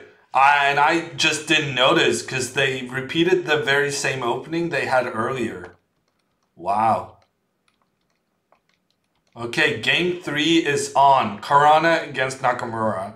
It's tied 1-1 with each player managing to win with the white pieces. And Fabiano repeats his h4 idea from the first game. And then we have this whole tension situation with the pawns putting pressure on the queen side. And once again, Nakamura chooses not to go for this bishop a6 move early on, as is normal. Instead, he goes knight e4, going for this trade of knights. Fabiano acquiesced to that, and then we get the knight pushing into the center, and another trade of knights. And so far, so good. Both players continuing with the very same moves as game 1.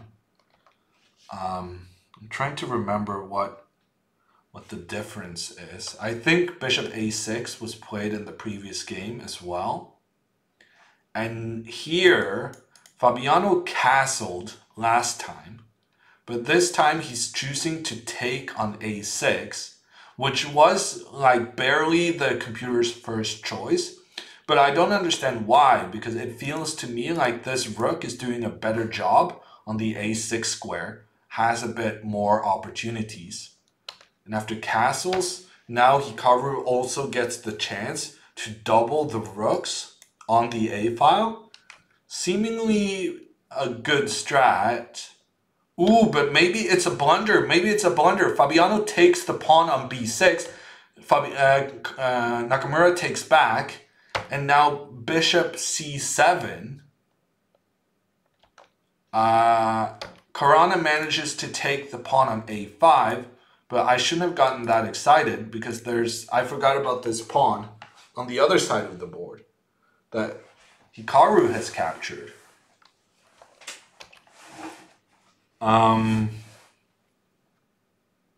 Yeah, and to me it feels as though this bishop on a5 is not very good.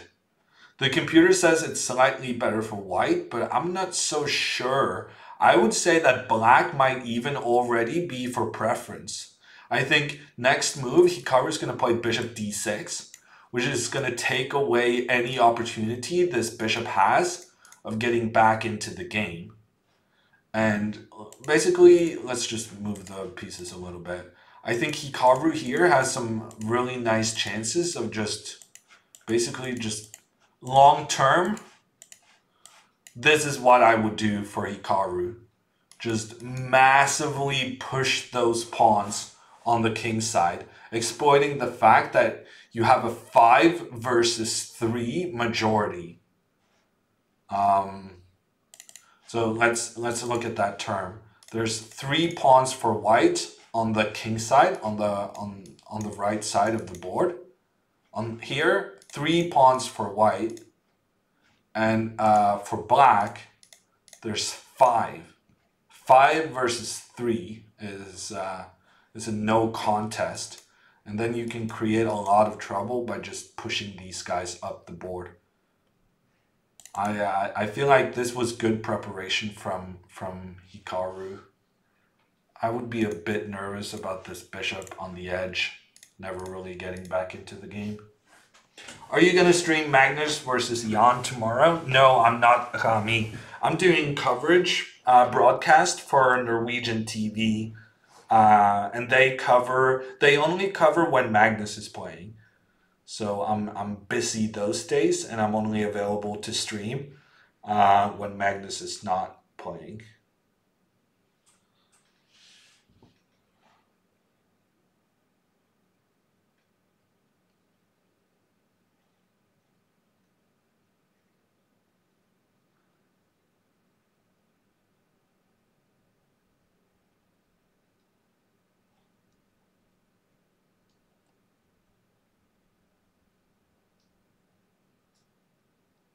Massive blunder by Ding. Well, Ding was already... Dukas, I feel like Ding was doing some shaky things with his king. I'm not sure the blunder was the decisive factor. Ding was already in trouble, is my impression.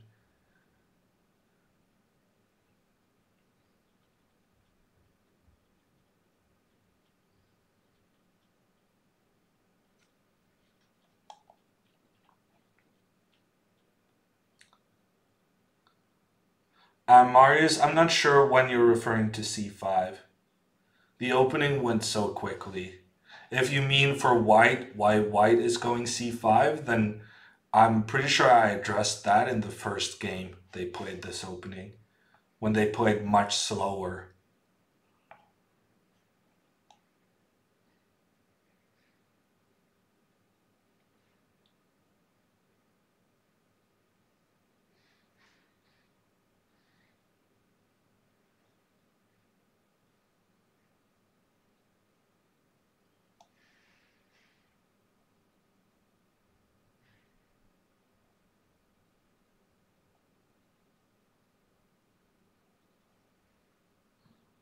Another non-drawn game for Ding. Bow ties. Thank you for keeping focus on what's important. Yes, Ding is not going to make a draw. That means Anish Giri, shockingly, is going to have the most drawn games in this tournament. And that is fantasy points for Monsieur Hammer. I like your priorities, bow ties.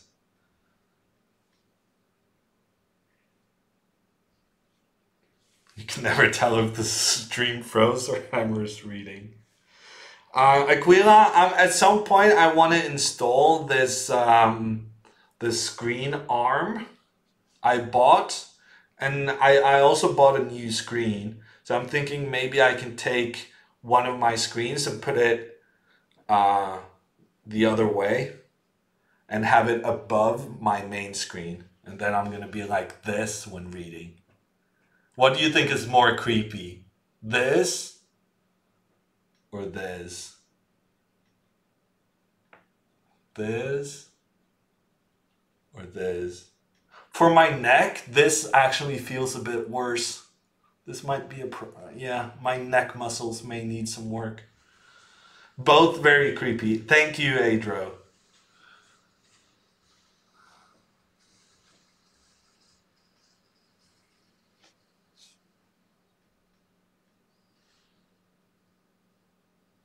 Yeah, I could feel it, Aquila. Looking up was not amazing. Maybe I should just put the camera on the chat screen.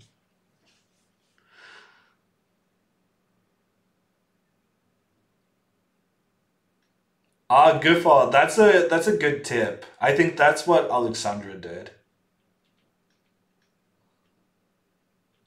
I know a lot of Fortnite streamers have one screen above the other.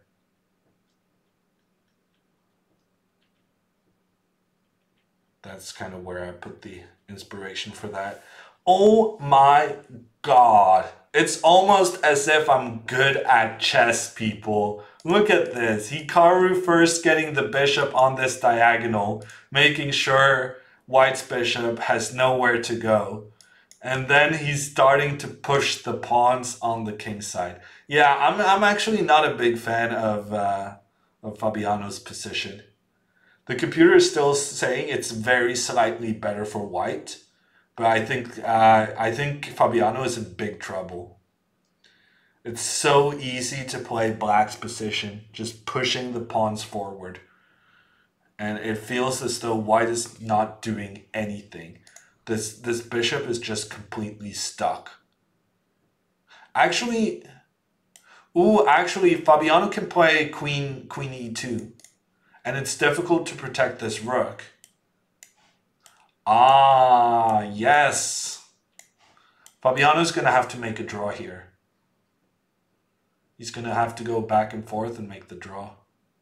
And luckily, this game is going to be 1/2 move longer than the draw between Magnus and Anish. Wow, I'm so good. Yeah. Fabiano has played queen e2. Good move. He realizes the danger of the position. It's really, really scary for White to allow Black to just bulldoze his way down the king side. Fabiano needs to go for the draw here. And then it's going to be tied going into the Hikaru's final White game. Why doesn't Magnus stream on Twitch? Well, if he doesn't enjoy it, there's no reason to do so, Rami. For me, it's partly a job, you know? It's a nice way of hanging out and discussing chess politics and chess in that order. But for Magnus, you know, if he doesn't enjoy it, he makes plenty of money elsewhere doing his chess stuff. And he's famous enough already. Magnus has been streaming a little bit though, Rami. And every time Magnus streams, he gets significant viewership. You should check out his channel.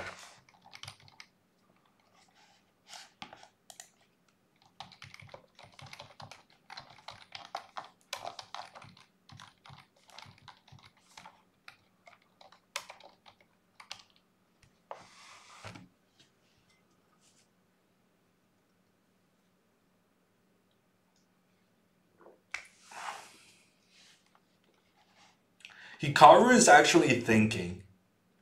Hikaru is considering trying to avoid a draw here. I'm not sure he can though, because the rook has to move. And when the rook moves, it gives up the protection of the pawn. And so White can just go back and forth, back and forth.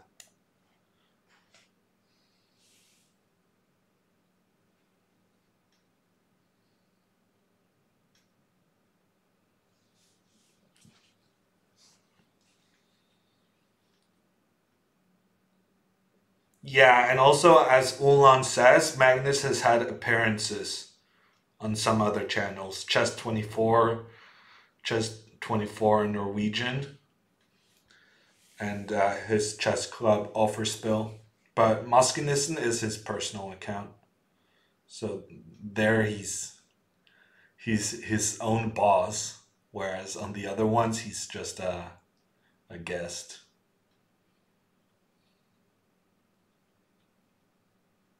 For how long will the tournament go on? So the final Python is on Sunday. So right now we're gonna have, this is the 5th round. This is the 5th round of the preliminaries. There's 7 rounds total. So they're gonna play the 6th round tomorrow, Tuesday, and the day after on Wednesday. And then the final game, the final matches of the preliminaries on Thursday, everyone is going to play at the same time so that no one has the advantage of knowing what result they need.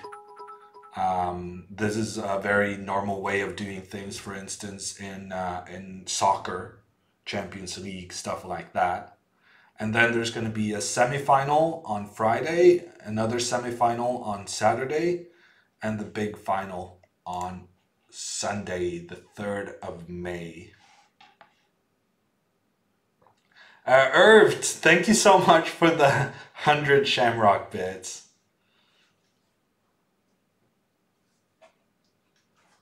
Okay, so Hikaru has chosen to move his rook, shockingly, to protect the other rook that was under attack. And now we get to know whether Fabiano is intending to go for the draw here.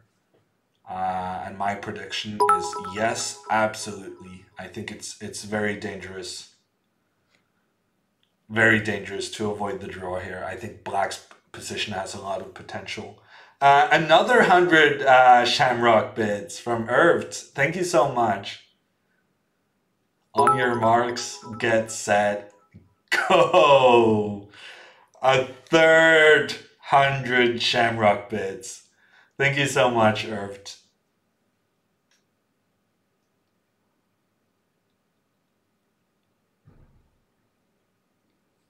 No, Eddie. We've been staying on the Naka versus Caruana game. You know, I'm trying to clickbait people for Naka's name. So you know, I gotta stay true to my clickbaiting. Make sure I watch Hikaru's game. Also, I'm doing a great job of predicting the moves. I had a really good analysis of Black trying to move the pawns up on the king side, and Fabiano making a draw now with the queen going back and forth. When you're doing commentary, finding the moves of the players, it is truly something I take pride in. It is kind of petty in a way, but it's just very nice to know that you manage to think and find the same way, moves that these top 5 guys in the world are doing. Why are we doing a recap of game 1? Well, I would say this is significantly different, Marius. But yeah, we've had to sit and wait for a bit now. I'm kind of disappointed that Fabiano hasn't gone back and forth already. I don't understand what he's considering. Because yeah. It's massively risky for him if he doesn't go for this drawing mechanism. Hey, Azelf, how are you doing? Opening X refuted? Yeah, but that's the thing, Irved. I don't do streams where I have to prepare in advance. So I don't really do a lot of lesson streams or showing an opening or something like that. Okay. Fabiano decided not to go for the draw. And he played rook c5. What a maniac. What a genius, by the way. Wow, rook c5 from Fabiano. That's such a cool move. Takes, queen moves, and then he gets his pieces into the attack. And look at these rooks. These rooks have no open files to get into the game. So yeah, this bishop on a5 is crappy, but it's doing an amazing job of restricting these rooks and making sure they cannot get into the game. And in the meantime, Fabi is just going to have his queen and rook have a party over on the king side. Try to make something happen there. Okay, I forgive Fabiano for spending a lot of time there. Obviously, he saw that he could make the draw and he was like, no, No draw for Mr. Nakamura.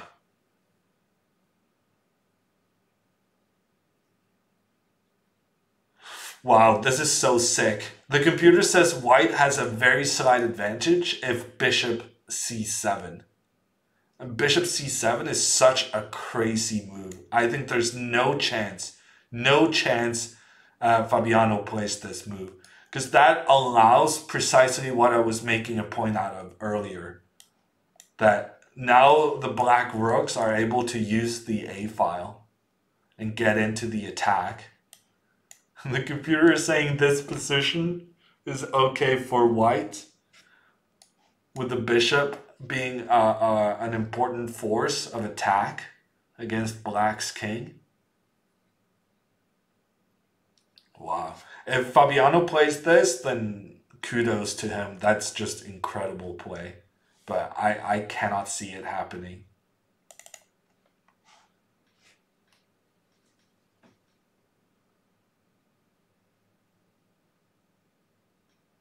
You hope Fabiano beats Hikaru?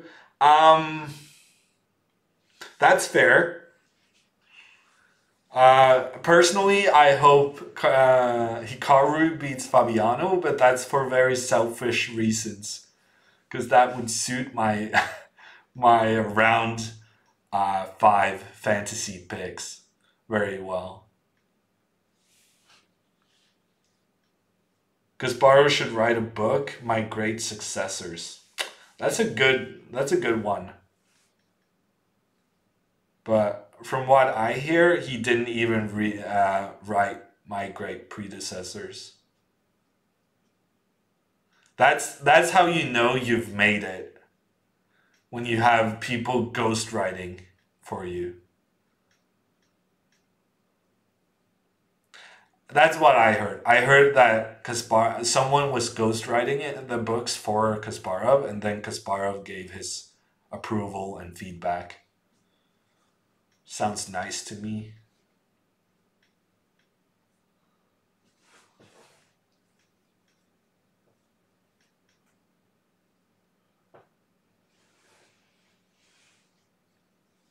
Good strategy because Naka would be the favorite in Armageddon.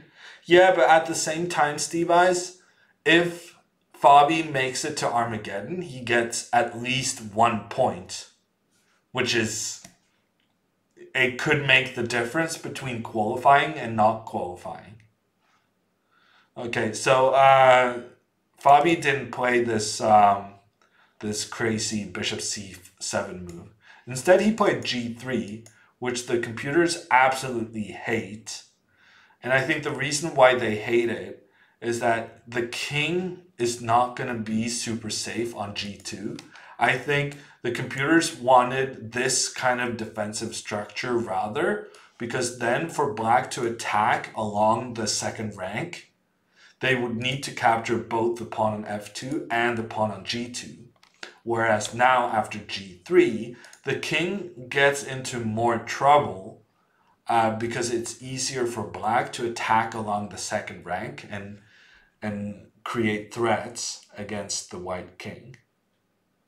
So clearly the exchange sacrifice, giving up a rook for a bishop, was legitimately a risk Fabiano took, and we can see that the computer is very disapproving of white's position, but that doesn't mean the game is over because there's still interesting possibilities.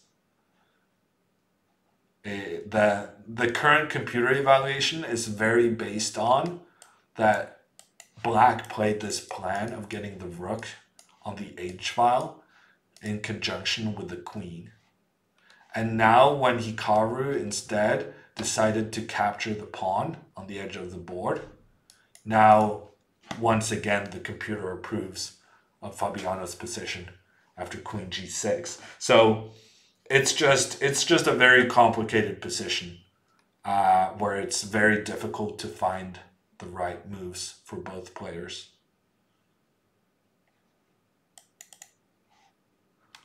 Fabi played king g2, and now Hikaru managed to get his rook into defense.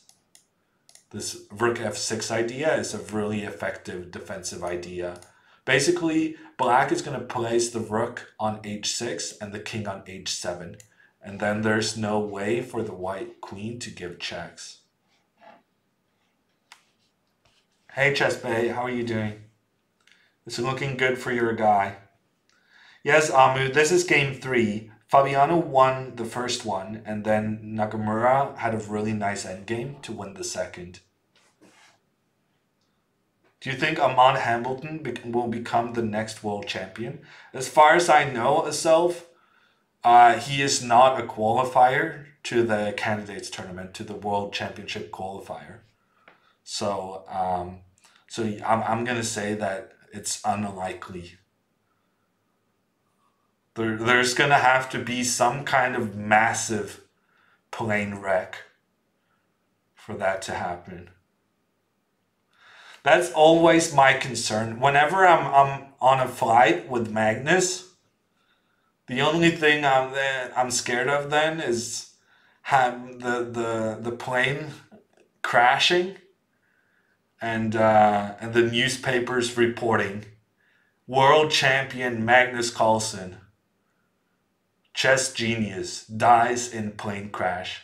And then there's like a huge article on Magnus's life and achievements. And then last sentence of the article, also dead, Jon Ludwig Hammer.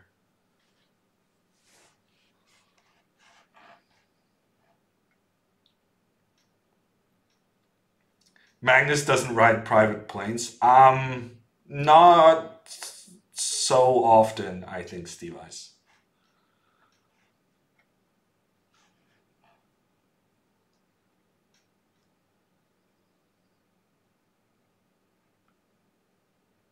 You're feeling nervous? It's looking good for him right now, Chess Bay. I think this plan of getting the rook to h6 is very effective.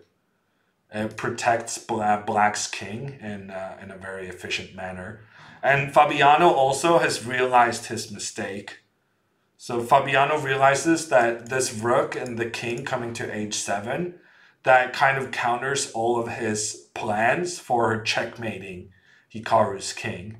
So Fabiano makes a good decision here. He trades the queens, and now it's an endgame.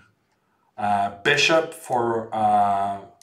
and pawn in exchange for a rook. I'm actually surprised the computers are giving Hikaru this significant of an advantage, because to me it looks like white is incredibly solid. These pawns are on a pawn chain, so they're protecting each other. And then also this bishop and the pawn has a really good symbiotic relationship, with the bishop protecting the pawn and the pawn protecting the bishop. So I feel like Fabiano's only concern here is that Hikaru could go like with a pawn to g4 and then somehow manage to get the rooks checkmating the king on g2. This feels like the main thing Fabiano needs to prevent. And one of the ways he would like to prevent that would be to play the move g4. He would be very happy to exchange off this pawn on g3 to give his king some extra safety, some extra space. So now Hikaru has played g5, and the computers are saying g4 is by far the best move, trying to get some space for this king. But it's a difficult move to play because it feels a bit bad giving away a pawn like that.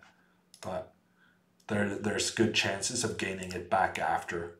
And if black gets really focused on trying to protect the pawn on g4, then suddenly there's going to be some counter threats.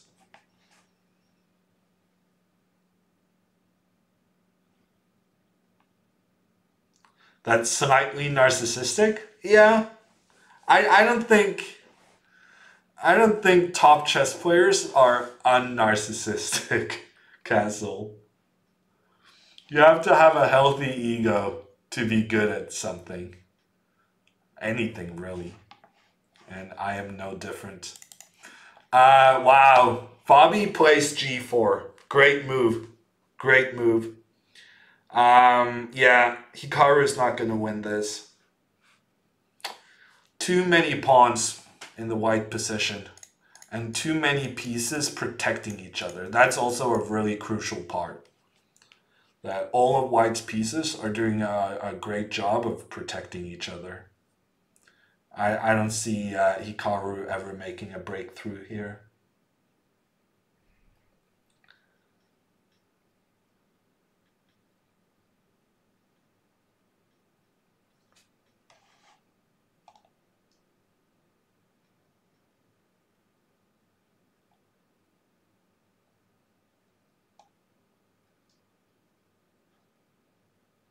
Do you think they will be able to finish the candidates tournament? Asks Kakemon. Yeah, I think so. I think the World Championship match is going to be postponed because the Dubai World Expo has already been postponed. So I think the World Championship match is going to be like in April or something, 2021. And then that's going to give them enough time to finish the last 7 rounds of the candidates tournament. Yeah, Fabi's doing a good job.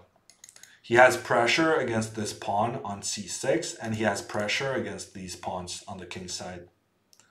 There's no way Hikaru wins this. Nepo blundered? Wow, bow ties. That's pretty beneficial for our fantasy teams. I think we're going to follow this one, though. I'm going to stick with my Nakamura clickbait title strategy. Okay, so now Fabiano wants to get his bishop into the center. It's a slightly risky strategy because it opens up for black's rook to get into the game. But I think what Fabiano is relying on is that... Oh no, he went back. Yeah, so it's difficult for this rook to get into the game without losing the pawn on c6. Yeah, and Hikaru knows that there's no way he's breaking down this fortress. So the game is a draw, and we're gonna move on to the Nepomniachtchi game. Ooh, ding with the king. I swear I didn't mean to make that rhyme, but happy accident, right? Ding is attacking 2 rooks on the 7th rank. He's even getting involved with his king. And if he wins this match, I need to check my fantasy submissions. Hold on a little bit. Hammer, hammer, hammer. Round 5. Predictions. Hikaru wins 2.5, 1.5. And Ding wins while Nepo has less than 3 minutes on the clock. Yeah, so Ding winning this is very nice for my fantasy. And Hikaru winning the last game with white is going to also be very, very good for my fantasy. Let me see, what are the other questions? Minimum number of moves. Yes, I'm doing well there. Number of black wins. Do we have any black wins so far in this matchup? I think the number of black wins is not going to go in my favor, unfortunately. I had 3. I need one player to win with black today, but I don't think that has happened, unfortunately. And Hikaru, who I need to win in the last game, he has the white pieces. Feels bad. No en passant. Yeah, and d4 as the most popular first move. Yeah, my fantasy picks for this round 5 has been amazing. And Nepomniachtchi. Why are you sitting there with 10 minutes on the clock and with a 2-pawn deficit?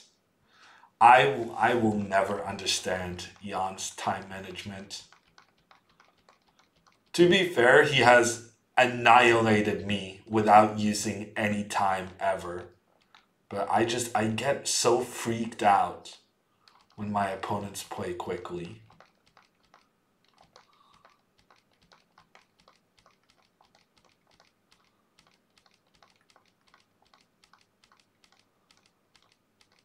What is this opening?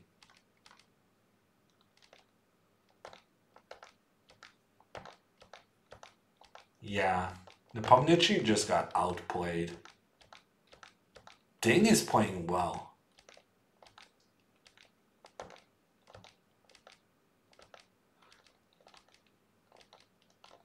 Ding still has Magnus remaining though. Should be an interesting match. So Hikaru has to win that endgame? No, Hikaru has already made a draw of bow ties. There's just no way to win that endgame. The game already finished.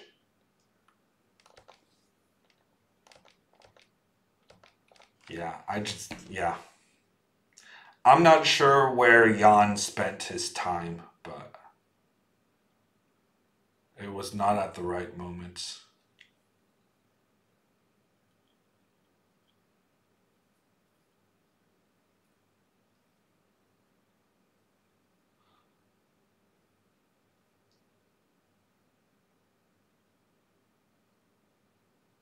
Some of the players are more or less too far behind already. What if some of them don't want to return to the tournament since they can't win anymore? Yeah, this was my concern initially as well, Kakemon. But that was my first reaction when I woke up to the news that the tournament had been postponed. But as I got more information, it turned out that the players had signed an addendum to their contract before the tournament started, where it said, in case of the tournament needing to be postponed, it shall be resumed with the current standings and situation and so on. So that seems to me like FIDE has done a good job of having the players already contractually obliged to play in the continuation. It would be trickier if kind of like it would be extraordinary circumstances if the tournament got, just postponed out of nowhere. And like then it would be open to legal interpretation or stuff like that. But now it's just very clear, black on white, that the players have agreed to continue. And so I think even Ding and Alexenko, but in particular Ding, is gonna honor the contract that was signed.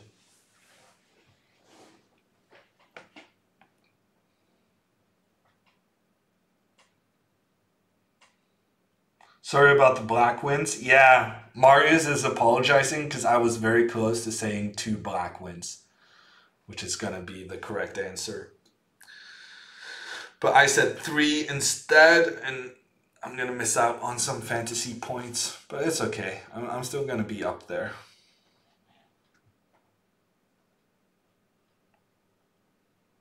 Is everything but bishop d3 lost? Well, even bishop d3 is lost, to be fair.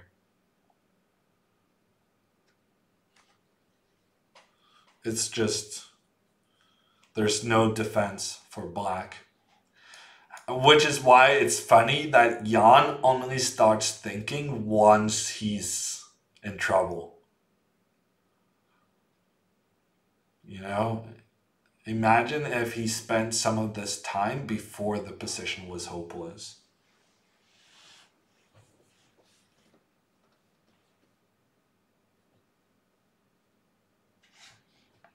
No, Steve Eyes, it's going to matter a great deal. And I didn't get every other question right either. I didn't get the Aligesa winning by 2.5 to 1.5.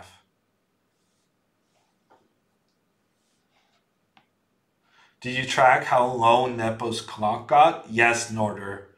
Nepo was under 2 minutes in one game, so he's well below the 3-minute threshold that was discussed.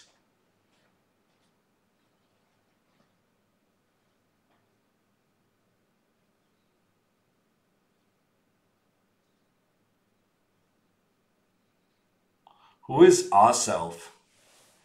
Are you asking philosophically, or who is anyone in the world? Okay, so it's not game over yet. This king is still very vulnerable. There's a lot of black pieces controlling a lot of squares around this white king. But based on the computer's evaluation, I think it's fair to conclude that with correct play, white is going to win this game and Ding is going to win this match. But Ding is not watching the computer. So he's going to have to figure out for himself how to get his king out of this mess. Yeah, he's going to have to move his king up to f6. But there's a lot of white pieces close by. So it's actually not that big a deal that the king has ventured up the board. So he's going to win it.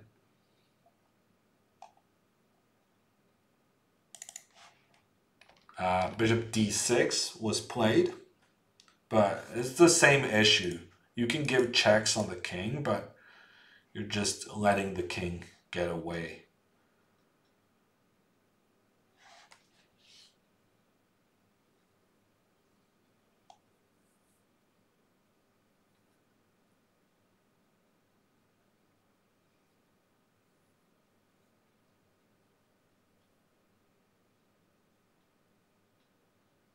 Top 4 will be Magnus, Naka, Caruana, and Ding. Yes, random name. Well, certainly based on today's results, for sure. We can bring up the table again.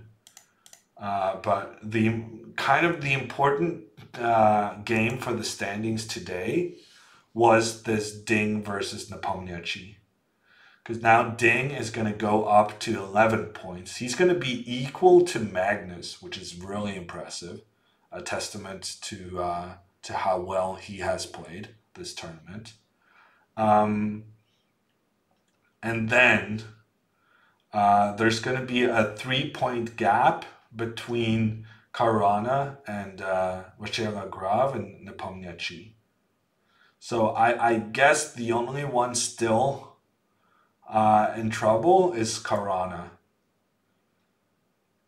So Maxim and Nepomniachtchi are not completely out of it just yet, as long as Hikaru manages to win this next game against Fabiano. It's very important for those guys chasing that Caruana doesn't get into the Armageddon. Because Caruana getting an Armageddon loss and 1 point is a very big deal. It means that he keeps his own destiny in his hands.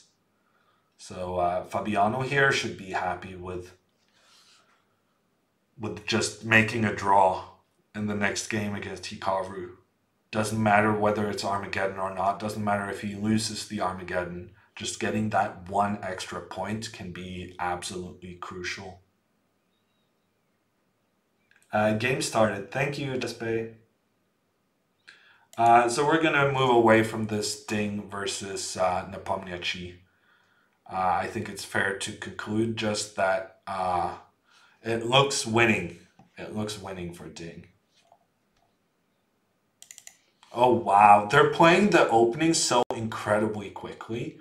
And that's because they're just doing the same opening they did in the last game. So Fabiano once again trying this Slav defense that MVL has been playing this tournament. They have the same initial moves, but I think the difference here was this Rook D8 move. In the last game, Fabiano played Knight D7, after which the computer liked White's position, but Fabi played, I thought, very well to neutralize White's initiative. And it was only amazing endgame play from Hikaru that managed to give him the full point. To give Hikaru the full point to equalize the match. Knight c4, the queen once again goes to a6 when challenged. Bishop out to d2. Not sure what the intention is with that move. I'm guessing you want to go knight a5 at some point. The knight comes to d7. And Hikaru is still thinking. Okay, rook c1. So I'm assuming the idea behind this bishop coming to d2 is taking control over the a5 square and giving the knight the opportunity to use it.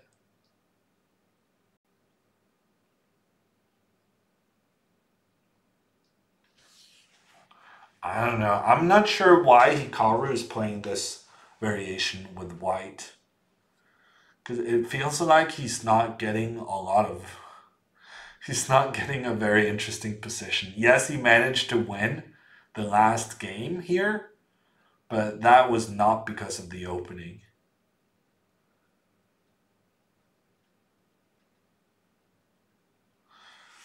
Interestingly, computer is now saying Hikaru should go bishop b4. That's not what I thought was the idea of putting the bishop on d2, but I guess it was. But after bishop b4 and c5, takes. This is starting to become very drawish very quickly. And the computer is like giving a minuscule white advantage here. But I'm not sure I'm a believer that this is so amazing for white. It's one of those kind of like Catalan positions. But I know, I cannot believe that white is significantly better.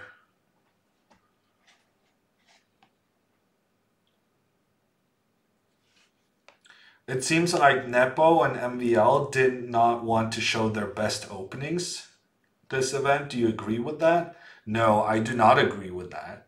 Because Nepomniachtchi has been playing this weird French variation, which, you know, he clearly has some faith in because he used it in the most important event of the year. He used it in the candidates tournament. So I would say he's been, Nepo has been playing that French, which was, which he has shown that he has a lot of faith in, despite it being incredibly risky. And also MVL started playing a new opening, but we have now Fabiano Caruana copying MVL's new opening. So clearly it's a pretty good opening when the other guys are saying MVL is doing so well with this, I'm going to do the same thing. So no, I don't think they've been holding back. And personally, I also think it makes no sense to hold back the openings. Because right now, the chess world is on lockdown. And it's going to be on lockdown for another couple of months. Which means people are going to have no other choice than to just sit at home and study openings all day. And to me, that is a sign that if you have any good opening ideas, you should use them as soon as possible. Because there's a fair chance that that idea you're holding on to is going to be discovered in the next couple of months by someone else. Because there's nothing to do other than watch openings, to study openings. And also the prize fund in this tournament is equivalent of like a top tier classical tournament. So I mean, for these players, there's no rating on the line or anything. The only difference between finishing number 8 and finishing number 1 is the prize money. And at the end of the day, when you're a chess professional, prize money is the number one way of measuring success. And so I think they're not holding back openings because this is it. This is huge prize money for the taking, and that's why you invest in your chess openings so that you can win the big prizes.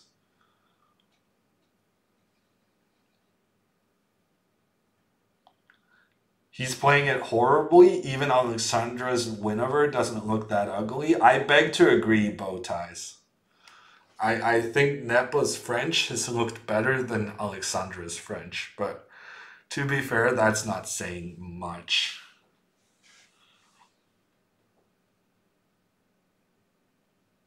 Okay, so we're going down this track I was mentioning earlier. And my assessment remains the same. I don't see white being massively better here. I think this one is likely to go to the Armageddon.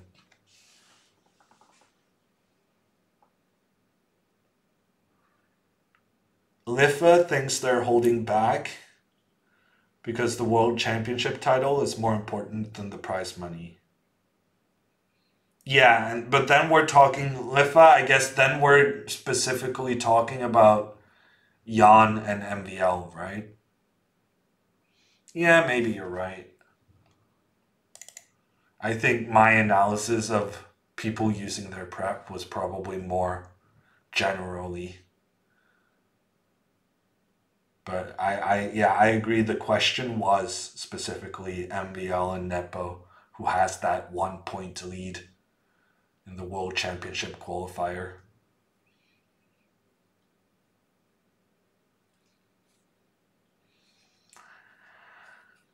Yeah, King F8. Give protection to that bishop. Get the king closer to the center. This is going to be a draw.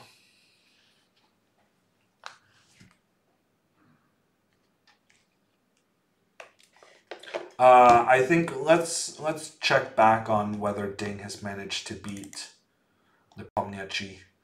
Ding have not managed to checkmate Nepo, but he is up 3 pawns. 3 pawns up. So yeah, he's gonna win. Just f5. f5, rook d7. Get that checkmate. It's gonna be Ding. Oh, actually, we just joined this game as Nepomniachtchi resigns. So Ding wins 2.5 to 1.5, gets 3 points, pretty much guarantees himself a semifinal spot right here, and yeah, he's looking very impressive. He's on the same amount of points right now as Magnus, which is pretty solid. A guy, however, who can get more points than Magnus is Mr. Nakamura. So King F8 was played by Fabiano. Very logical move. And it's going to be a draw. If Hikaru manages to churn out another endgame win against Fabiano, that would be insane. But I don't see it happening twice in one match from an equal position.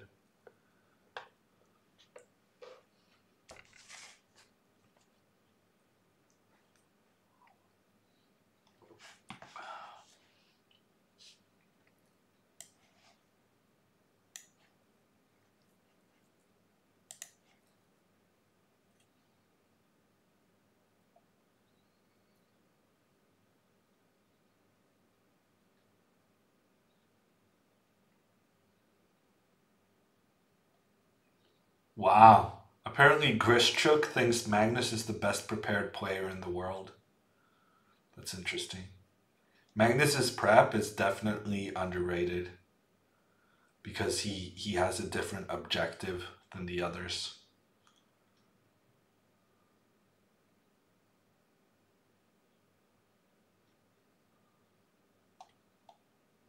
But saying he's best prepared, I think is a bit too much. I don't think anyone can compete with Fabiano's preparation.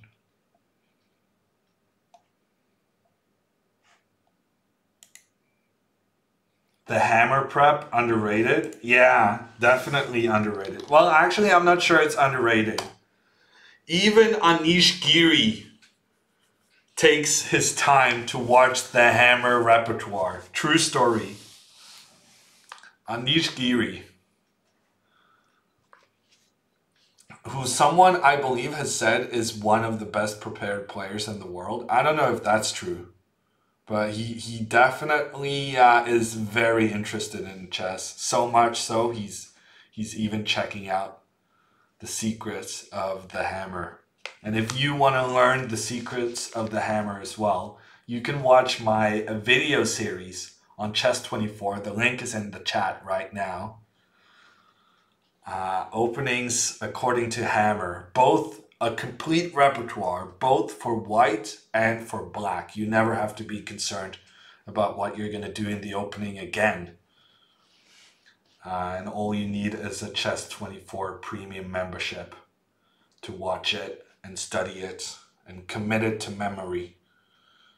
And you're never going to get a bad opening again.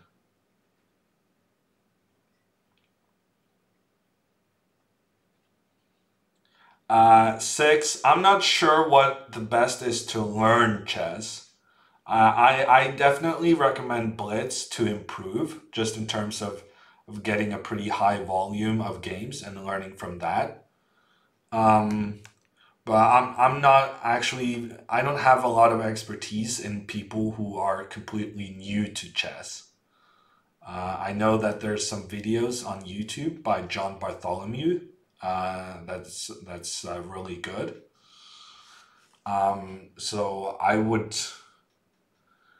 would maybe try those. And I know that Goldust Tori, she started as a completely new player a year and a half ago or something like that. And she really likes playing 10-minute games because it definitely is more difficult playing quick games as a new player as opposed to one who's been around the block for a little bit. But yeah, maybe I would probably stick with Blitz chess, but maybe like 10 minutes instead of 3 minutes.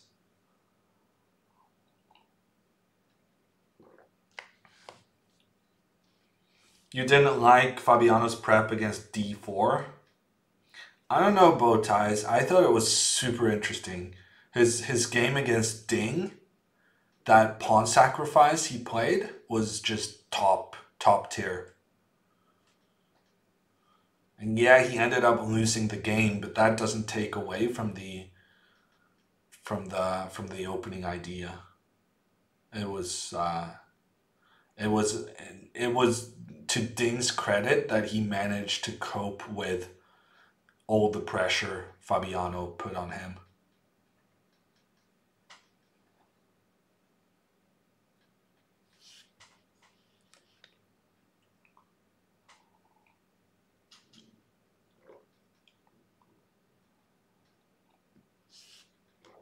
Okay, they're trading pieces.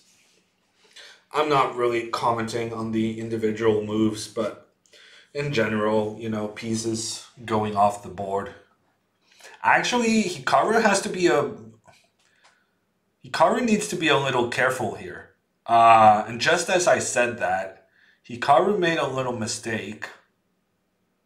Yeah, because look at the position here. Hikaru cannot get the knight easily to d3. The bishop is kind of in the corner, not doing anything. And black has done a good job putting the rooks on the open files.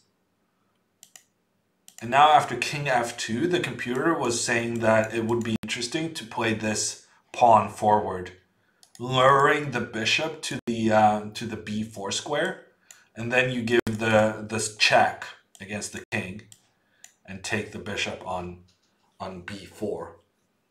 This looks really interesting for black.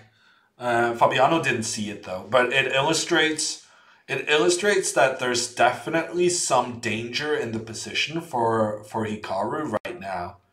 I feel like he's being too nonchalant about. He should just assure himself that this goes into an Armageddon tiebreak. But I guess already here it wasn't really clear how he could. I feel like maybe something like this would be normal. Just getting some pieces off the board. Then trying to double up. But yeah, it was never really that comfortable for white to cleanly get rid of all the pieces. And now after king f2, there's knight d5 on the board from Fabiano.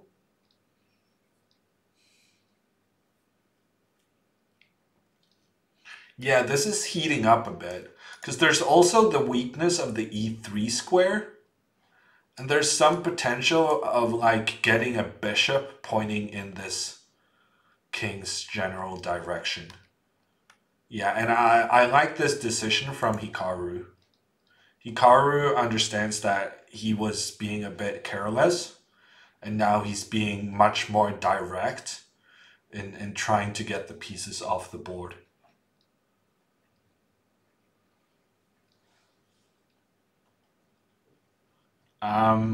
Okay, bow ties. I don't remember Anish against Fabi. I can't recall that game. But you're saying Fabi had a bad opening there?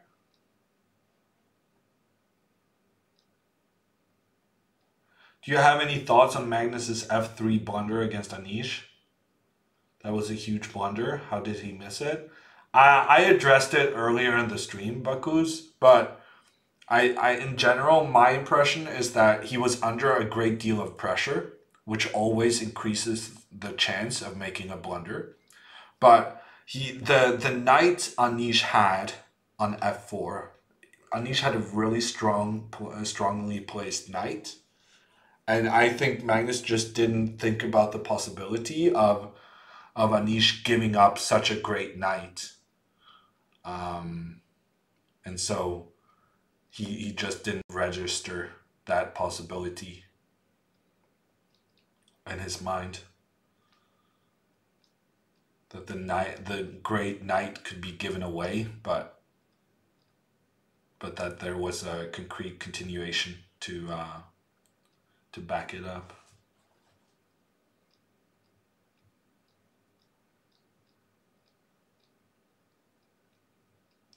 Are you coming just in time for an Armageddon? Yes, Vicky.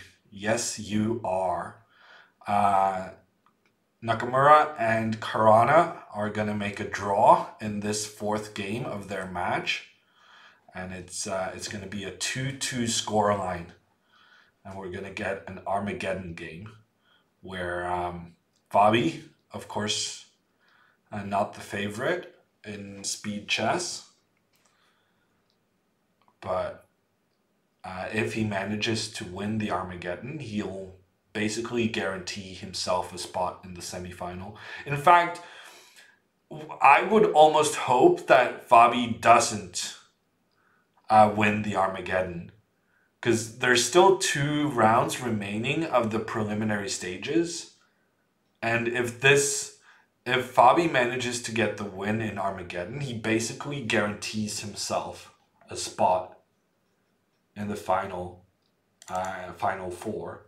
So let's take a look at the standings once again. So Nepomniachtchi has lost to Ding, which puts Ding on 11 points. If Nakamura loses an Armageddon to Fabiano, then Hikaru 2 will be on 11 and Caruana will be on 10. So should this end in an Armageddon win for Fabiano, there's going to be 3 guys on 11 points, 1 guy on 10 points. And then the 5th placed spot is going to be on 5 points.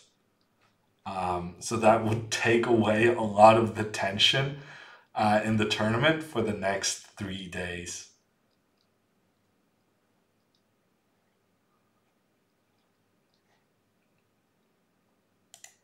Okay, we're getting more trades in this position with Hikaru and Fabiano.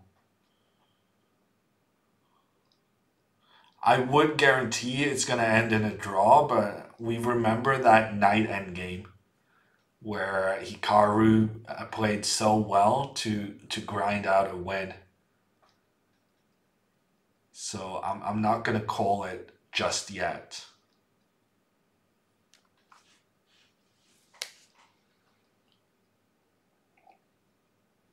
Do you know if Bobby prefers black in Armageddon? No, I don't know, Marius, but judging from the results so far, I would say that all the players are going to choose the black pieces. I'm not sure it's justifiably so, but I think the results so far where black is dominating the Armageddon games it's causing some psychological effects. Because frankly, the Armageddon games haven't really been that contended in terms of like 3 or 4 Armageddon games in a row, or maybe even every single Armageddon game, one person has been winning after like 15 moves.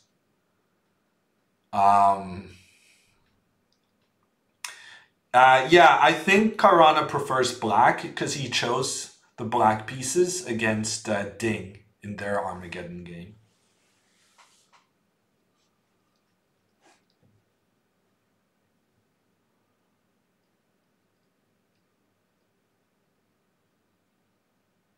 Who are you cheering for? I was kind of hoping Hikaru would win this game before Armageddon. I'll pretend it's to keep the tension in the tournament, but frankly, it's about the chess fantasy contest. And my score there, I had predicted a 2.5 win for Hikaru. So I'm taking a little hit, missing out on a point or two. Wow, the computer now suddenly showing advantage for white. Incredible. B3, voluntarily stepping into this double attack. But the idea is that after these trades, the knight is kind of stuck on squares. To rook b1, the only way to save the knight is to go knight d4. Then you give a check, and now black cannot use the rook to defend this check, because then you would lose the protection of the knight. So you got to step back. Now king f2. King f2? Are you kidding me? No, Hikaru's not going to find that. King f2. Unreal. Okay, let's go back. Hikaru played b4 instead. And basically, yeah, I think both players here are pretty. It's pretty clear that they're trying to exchange off pieces, and both guys seem reasonably happy to go with a draw in Armageddon. For Fabiano, it's good because that gives him a 4-point lead to Nepo and MVL, which could become crucial, seeing as how with a 3-point lead, you know, he loses 1, they win 1, and they catch him. Whereas with a 4-point lead, he's much, much safer. So it makes sense for Fabiano from a tournament perspective to be happy going into an Armageddon and getting at least 1 point. I mean, we're not gonna take anything for granted. There is a chance that Fabiano beats Hikaru in an Armageddon. Remember that Fabiano managed to beat Magnus in an Armageddon, during the Norway chess tournament. So while speed chess is not his specialty, he can still play the game.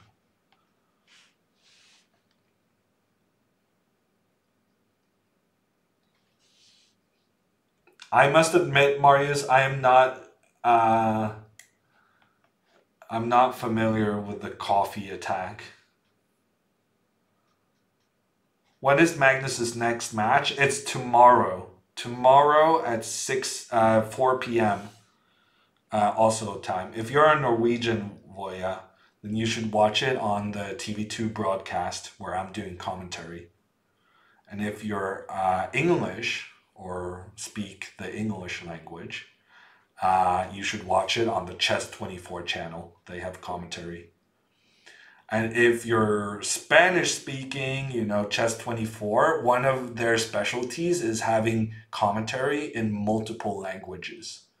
So there's Norwegian commentary, there's Spanish commentary, there's Chinese commentary, there's German, a lot of different languages.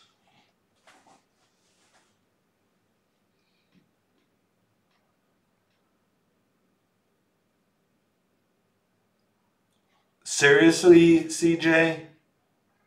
That's ridiculous. Okay, I'm making this as yeah, I'm bug reporting this.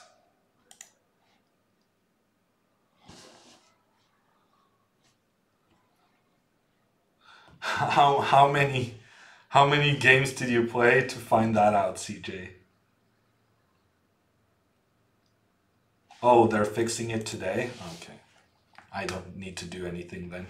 Okay, this game is going to be a draw. This game is going to be a draw. We're going to get an Armageddon between Mr. Caruana and Mr. Nakamura.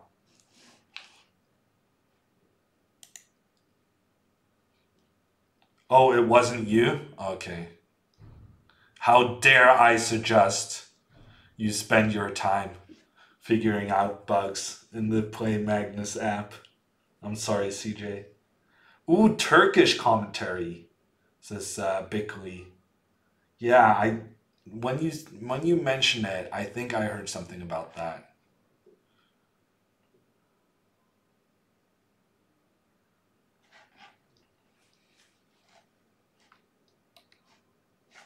Okay, I'm gonna open my Slack so that I am up to speed on which color or who wins the drawing of lots and what color they choose for the Armageddon game.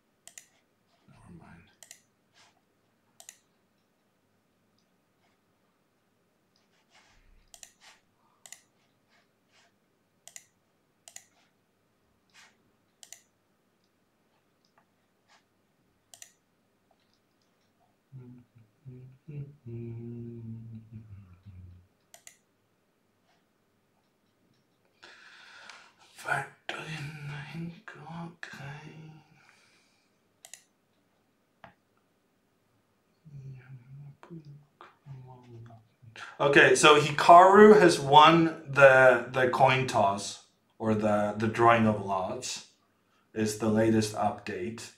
So Hikaru will choose the color. I assume he's going to choose the black pieces. Yes, Hikaru has chosen to go with the black pieces, confirmed. And that means we'll have the Armageddon game up and ready for you in in a couple of minutes. Hikaru with the black pieces, 4 minutes. Fabiano gets the white pieces in 5 minutes. But in case of a draw, Hikaru gets the 2 points in the match. And that is the Armageddon format.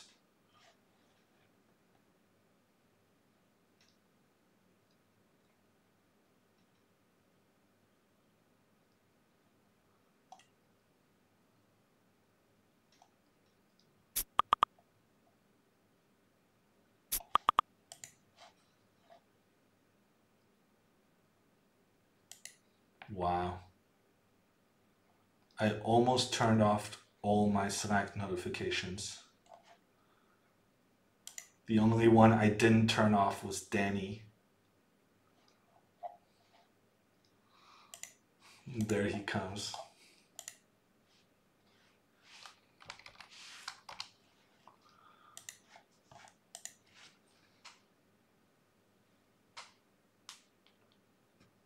Ugh.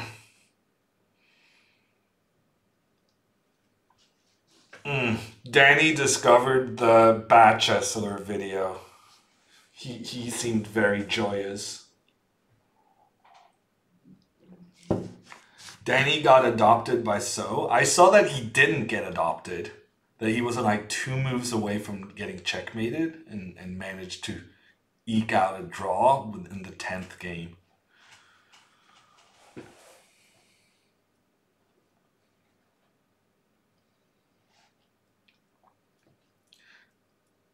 You're still dead, Aquila. Yeah, it was a big moment in chess streaming history. Wow, you just assumed that Danny got adopted when he was down 7-0? No, I think he survived, I think.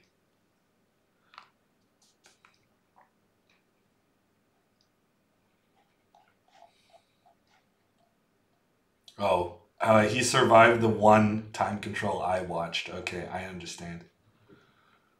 But I need to make sure I don't miss out on the start of the Armageddon game. The Armageddon game is going to start 5 minutes past 7.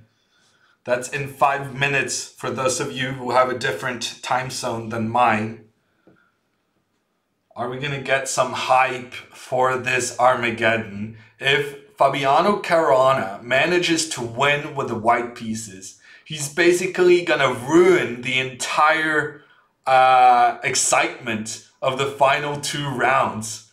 Because then we're going to have 4 guys way ahead of the rest, basically all but guaranteeing themselves qualification into the semifinals. But on the other hand, then the placements among those top 4 are going to be interesting because it matters for who plays whom. That the number 1 placed player in the preliminaries play the number 4 and so on.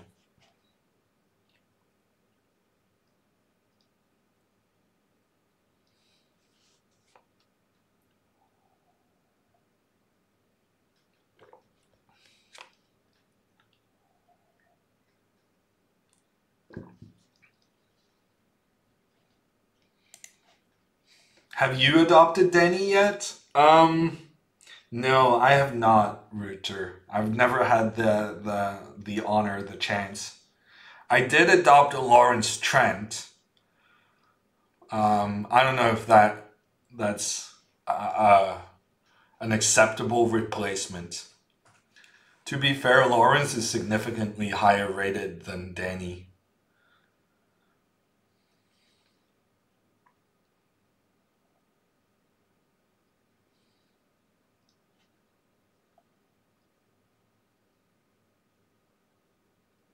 Might be fun to grow the family. Well, right now, my only adopted childs, Miss Botes and Mr. Trent, seem to, it seems like they are a handful on their own.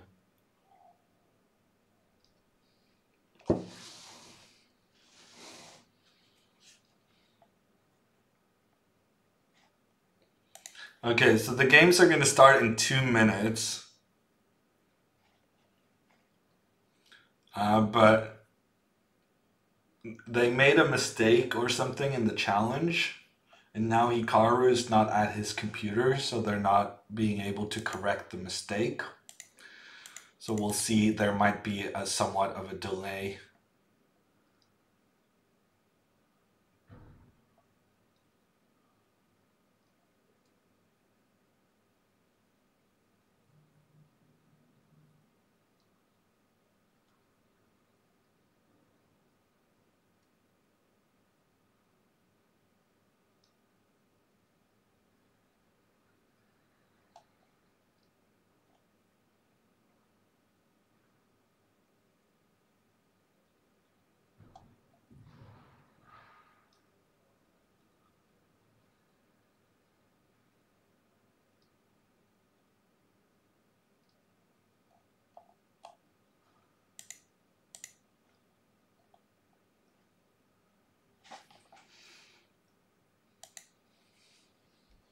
Okay, go, go, go, go, go. We have a lift off.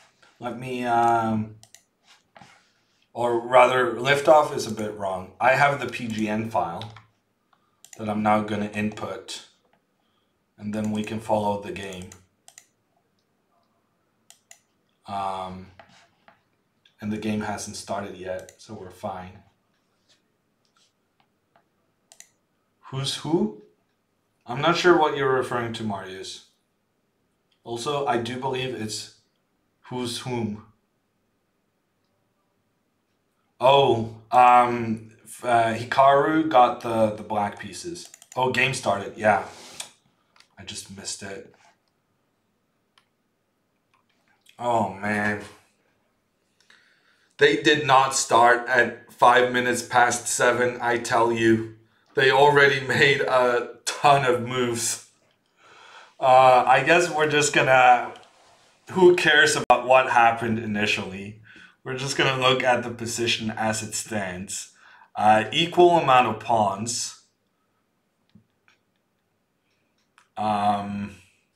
There's pressure on the e-file for Hikaru. It seems like a pretty tense position, which I feel should benefit the guy with the white pieces who has the time advantage. But at the same time, it's pretty difficult for white to deal with the pressure down the e-file.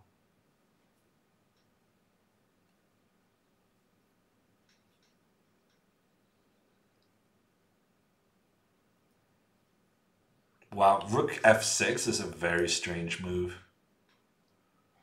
I have no idea what that is about.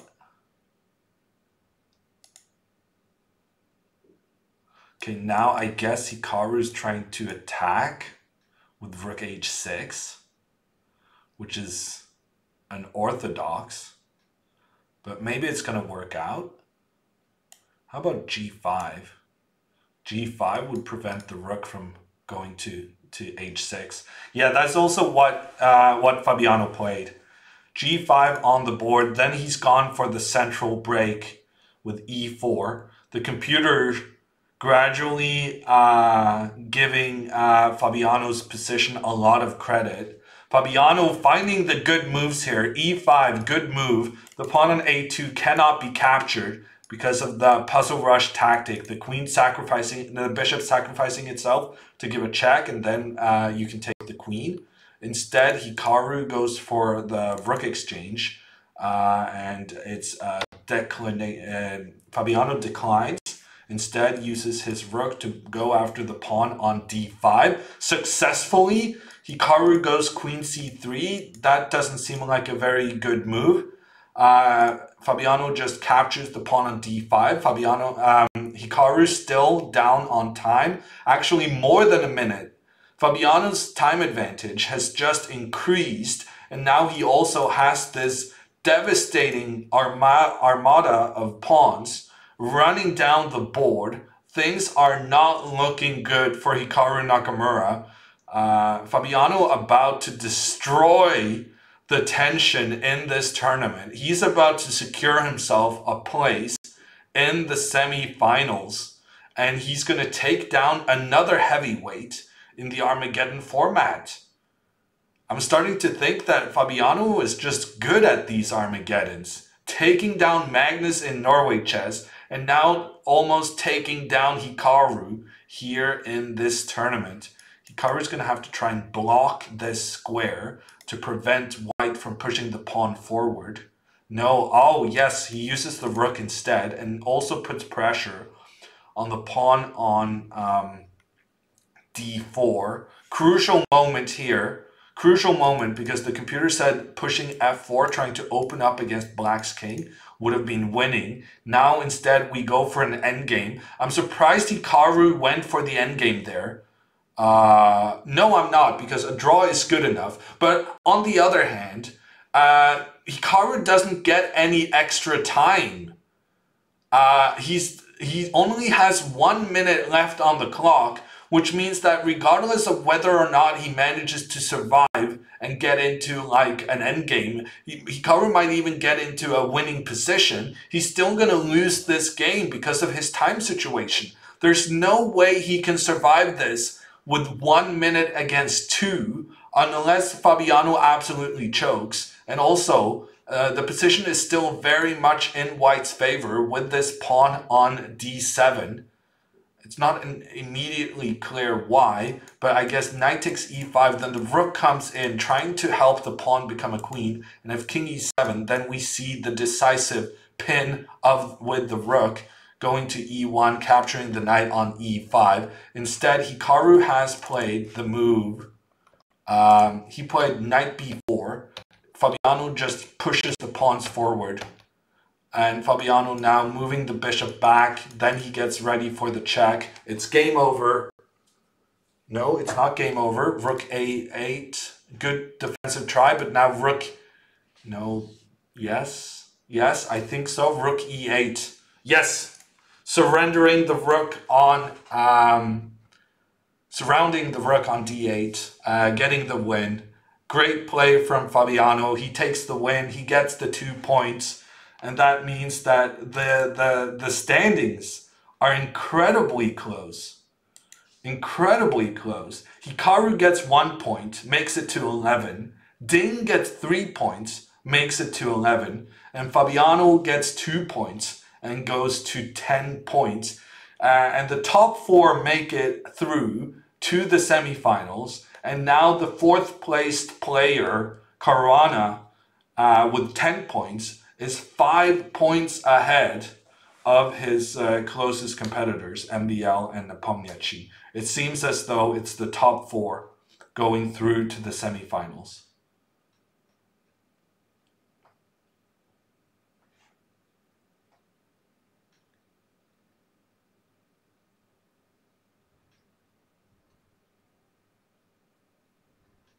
Yeah, really impressive from Fabiano. Fabiano, when he got the opportunity to choose a color, he went for the black pieces and got the win. And now Hikaru won the drawing of lots. He chose the black color, but Fabiano rose to the challenge and got himself the win. Great stuff. And now it's so close up there. 4 guys within 1 point of each other. It's very unclear what the semifinals are going to look like. And frankly, Ding is looking really good. Ding is looking like a candidate to win this thing. It's going to be super exciting to see Ding versus Magnus. That matchup is happening on Thursday. But first, we're going to have the 6th round happening tomorrow and the day after tomorrow, Tuesday and Wednesday. And in that,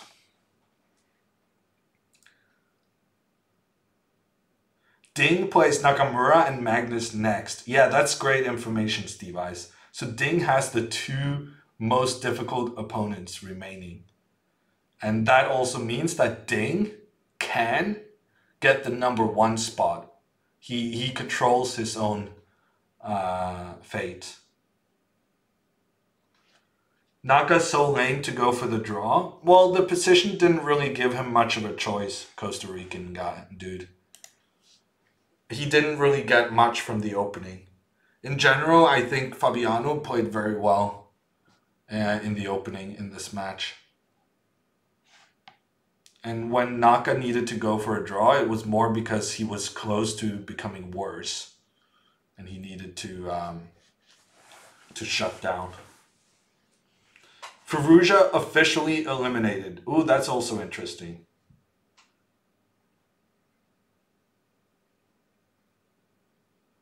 The previous game? Oh no, but he couldn't win with the extra rook for bishop. No, it was very clear that it was not sufficient to break down White's position. Okay, what's going to happen here? We're going to raid Anamaya at some point. But before that, we're going to look at chess fantasy. You heard me right. We're going to take a look at the round 6 and make our team selections for that. Let me get up that fantasy form, and let me see if I can get. Oh no! First, I should give you the link to this form.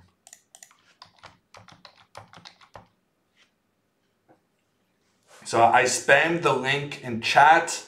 Following that link is going to take you to the submission for the chess fantasy contest. You only need a chess24 username, and the winner gets cool prizes and gift cards or something like that. I don't really care, because we play also for honor, for pride.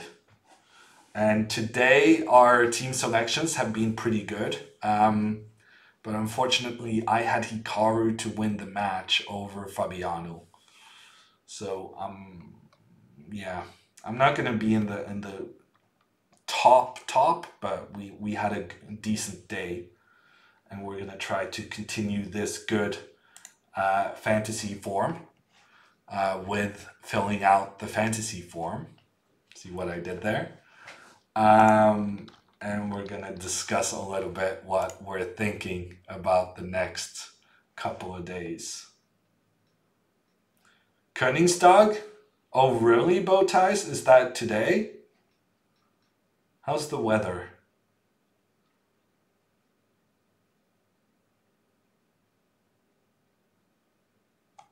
Media went crazy when Alireza beat Magnus in the Banter Blitz Cup. This tourney shows he's still a long way to go before he gets into the big boys club.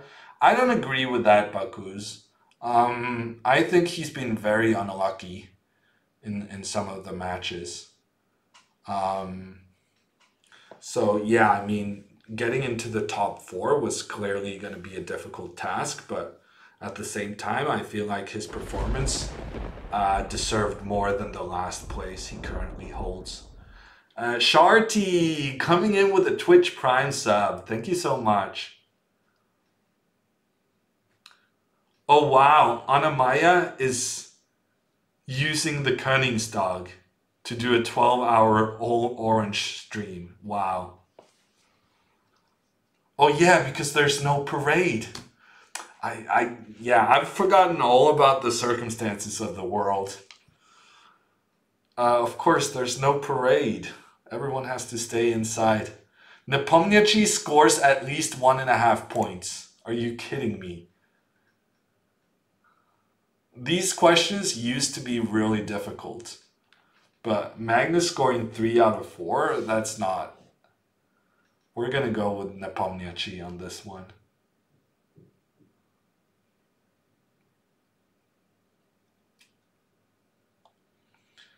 Magnus versus Nepomniachtchi. Will either player ever have less than 1 minute remaining on their clock? That's a tough one, because we just had Nepomniachtchi under 3 minutes, and that was fine, you know. That I felt pretty safe saying that Nepomniachtchi was going to be under 3 minutes. But under 1 minute, and especially with Magnus also playing reasonably quickly,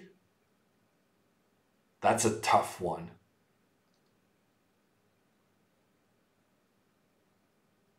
Nepo went under 1 minute today. Yeah. I'm gonna go with no on this one.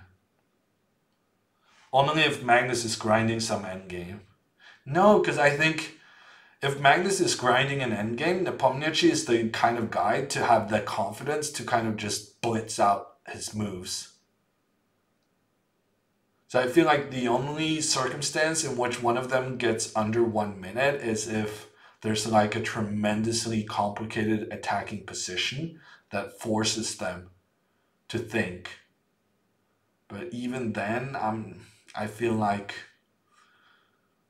they're not going to let themselves go under 1 minute. And especially for Magnus, it makes sense to play extra quickly when you're playing against Jan, precisely because you don't want to end up in that situation where he has 10 minutes and you have just 1.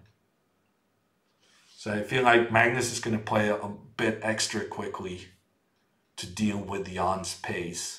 And neither one is going to get under 1 minute. And also Nepo is basically out of the tournament. Yeah, he might not even care too much anymore. Even though there's a significant difference in money between finishing 5th and finishing 8th. So he should care, but he might be very frustrated how the tournament is going so far. Okay, Firouzja against Giri. Giri wins, Firouzja wins. Well, for my overall fantasy contest, it would be hugely beneficial if Giri wins this. So if I'm hedging, I should go for the Firouzja win.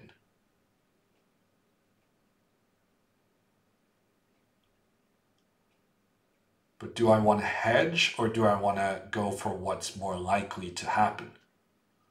But frankly, Firouzja winning might also be the most likely thing to happen. So I might hedge and also play the odds or probabilities at the same time. Giri all the way, Steve Eyes? Wow. Now I'm going to go with Firouzja. How many draws?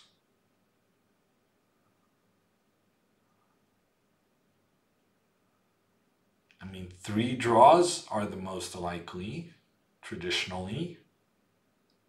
But for some reason, my head is saying 2. I feel like this matchup could end up in 2-2. Each player getting a win. And then Firouzja winning the Armageddon. Could happen. So 2 or 3. Do the round points count towards the overall? No, Marius. They are separate contests. Giri is on a nice roll. I mean, I don't think you can call it a roll after you have 1 win. I think that's a bit much. He has had 1 really nice result. But in order to call it a roll, I feel like he needs to win 2 matches in a row.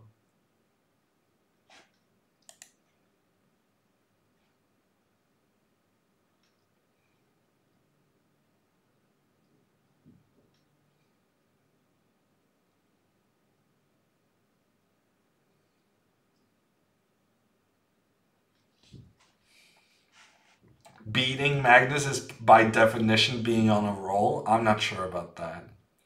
Will Ding play d4 in both rapid games? I'm going to wait. I'm going to go either with 2 or 3. 3 feels like the logical thing to do. 2 is... Actually, 4 draws has 5 points. 4 draws has 5 points. Anish making 4 draws gives you a lot of points.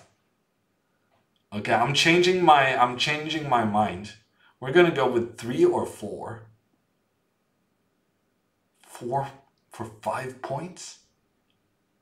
That's very tempting. That's very, very tempting. Okay, we're gonna ponder a bit. Hikaru against Ding. Hikaru scores at least 2.5. No. Ding has been very impressive. Ding has been so good. He's gonna score at least 2. Will Ding score D4 and play D4? For that, I'm gonna have to check out the games. What openings did Ding play today? And then we're gonna check what openings he played the match before that as well. Because we take this fantasy chess seriously. We don't mess around. This is research based. Let's see. Ding played D4 against Jan.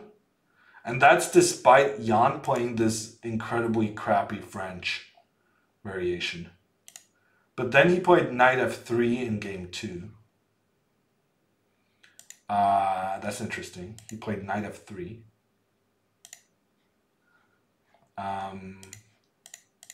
And Ding also played Knight F3 against Anish in one of the games. So Ding in the past couple of matches, he's played Knight F3 in one game and D4 in the other game. Interesting. Against Maxim, he played D4 in both games though. It's a bit of a 50-50 decision. But yes gives you more points.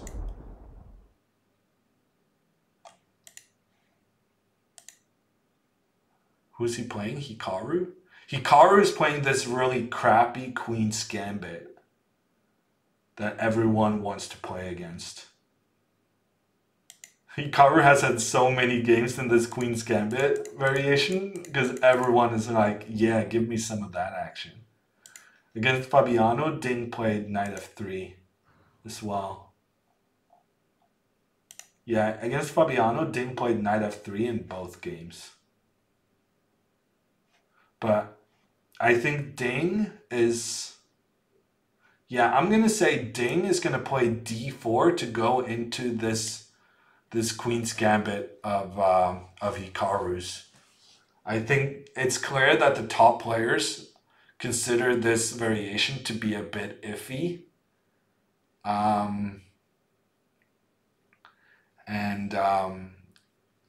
And yeah, they're repeatedly going for D4 against Hikaru to play this Queen's Gambit line.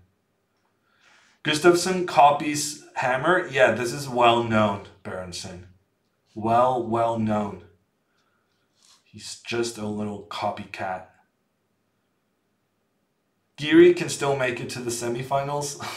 Yes, random name. I don't think it's going to happen, though.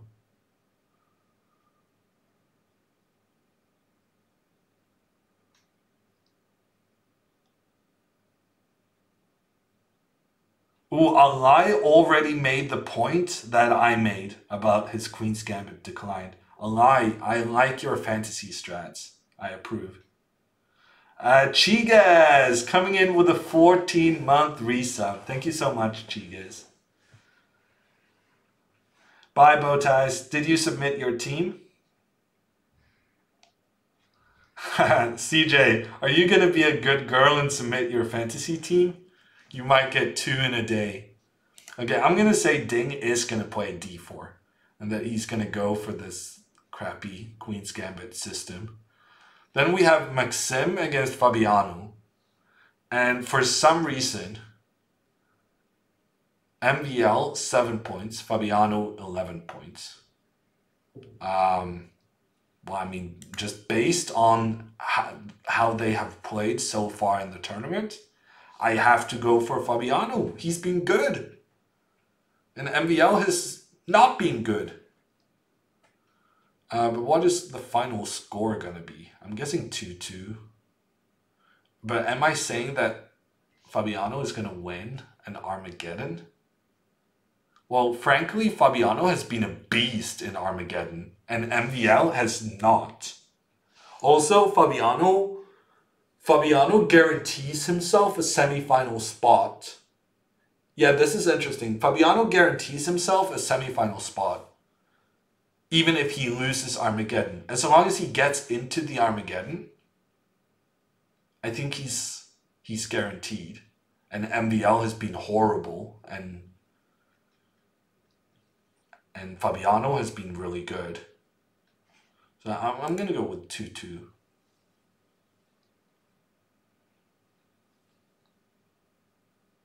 You don't know how or where? I spammed the link though, CJ. Are you not paying attention? I'll send it one more time.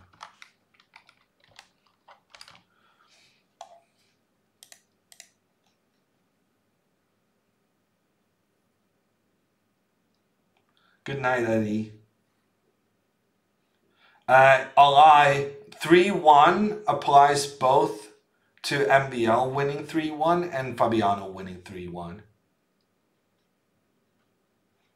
Ragani, Fabiano managed to win an Armageddon. So it was 2-2 and then Fabi won Armageddon.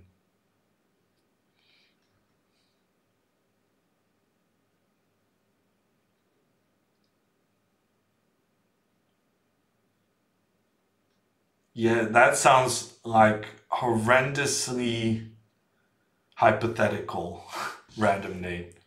That seems extremely Armageddon. Okay, choose a match. Every time the move G6 is played by black in the first 10 moves, you get 1 point. Okay, essentially it's find the Grunfeld player.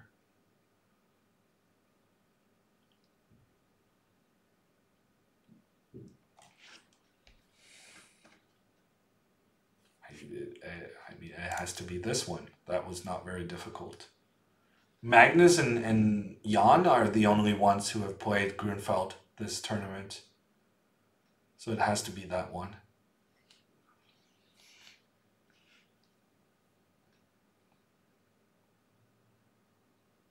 How many times will someone castle queenside? Enter a number. If you're correct, you get as many points as your answer.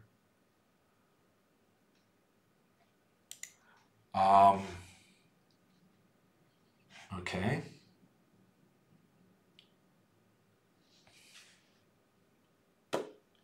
Anyone have any idea how common it is to castle queenside?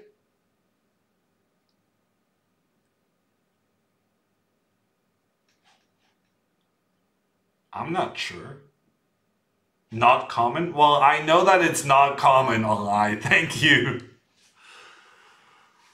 I know the general gist. I just don't know how not common it is. Anish? Magnus castled queenside against Anish.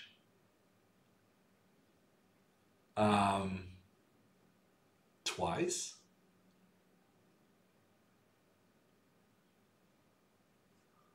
Did anyone other than Anish castle queenside this round?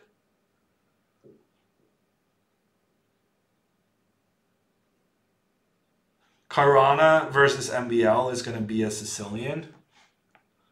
But Fabiano has been playing D4 this tournament, no? Dukas? I'm pretty sure Fabiano has been playing D4. We're going to skip this one. Will any player win 2 consecutive rapid games? No is 5 points. 5 points for no. That's very tempting. Very tempting to me. Because that means essentially that someone needs to win with both white and black. When was the last time that happened? Last time that happened was Fabiano winning 2 in a row against Alireza. And then Nakamura won 2 in a row against Alireza.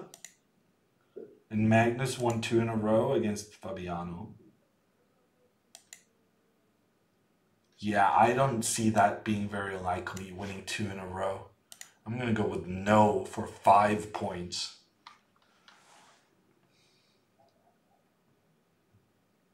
Yes, Aquila, that was not a good opening choice for your overall contest.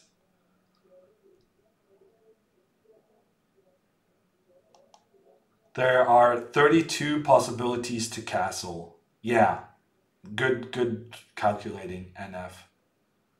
But I'm not sure I would go higher than 2. Sue, you remember 2 castle queensides? I only remember 1 with the last game between Magnus and Anish. One has to say Hammer is really good at this game. I'm not sure. If you just study the standings from previously, I'm not sure I'm massively good, but... will the move Queen H1 be played? No. Will it though? It's going to be a black move. No way white gets the queen to H1. So is black going to play Queen H1? No. The king is always going to be in that general area. And, you know, Queen H1 is most likely to happen with checkmate. And whenever there's a checkmate, the opponent is going to resign the move before. So it's not going to happen, I think. Longest game of the round. We really need a game to be over 100 moves soon. This is, yeah, it turns out one of the answers for the overall fantasy chess contest that I was the most confident about, that a game would last more than 100 moves, it hasn't happened. Shockingly. And we're running out of rounds. I'll go with like 85-ish. I've usually done just something with 80. I think I did 78 the last time. Maybe I should do like shorter because they're going to be less combative. There's not too much to play for anymore. I don't know, but 74 is a bit low.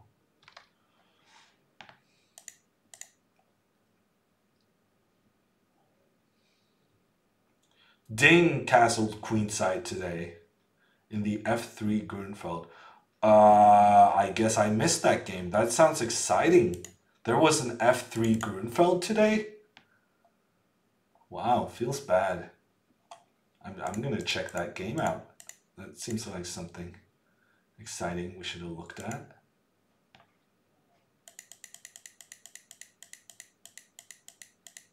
Ah, cool. Old school. This hasn't been played in like forever.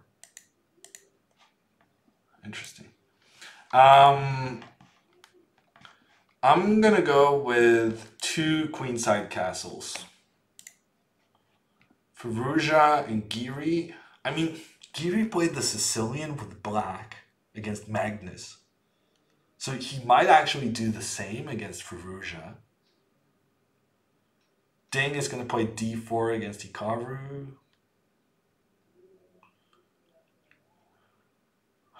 Hikaru is going to play... What is Hikaru playing with white? He was doing this d4. Didn't seem very impressive. Caruana against MVL. Yeah, it's not unlikely that it has some Sicilians. Carlsen and Netbo is... Yeah, I think we're on 2 or 3 queenside castles. We're gonna go with 2. That's fine. 2 is fine.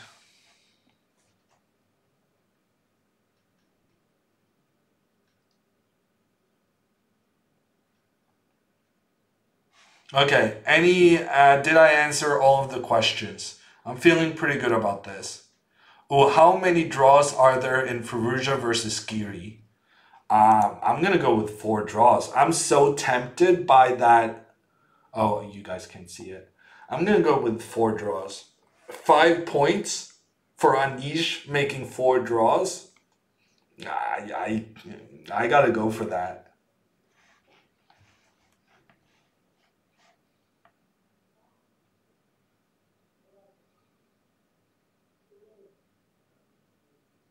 Oligesa is too unstable for it, but he's playing against Anish. You know, Oligesa might have a worse position, and then Anish will spoil it.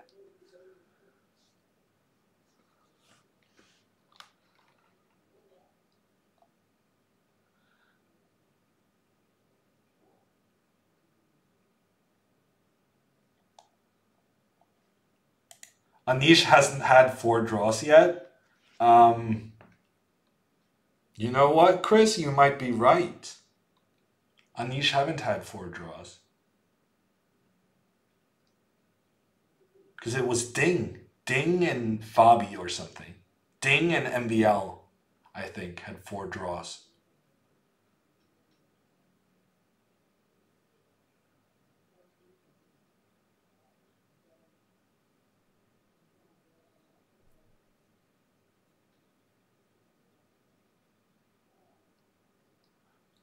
Cairo, Anish doesn't care about qualifying. I think. He's not going to take massive risks to try and qualify. He's going to be happy if he just stays ahead of Oligesa and avoids the last place. Okay, no, you're not going to talk me out of this.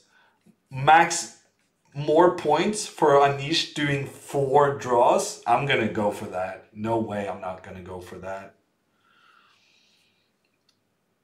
I get 5 points for 4 draws. I agree that 3 draws are probably the most likely, but getting 2 points for that versus getting 5 points for 4 draws?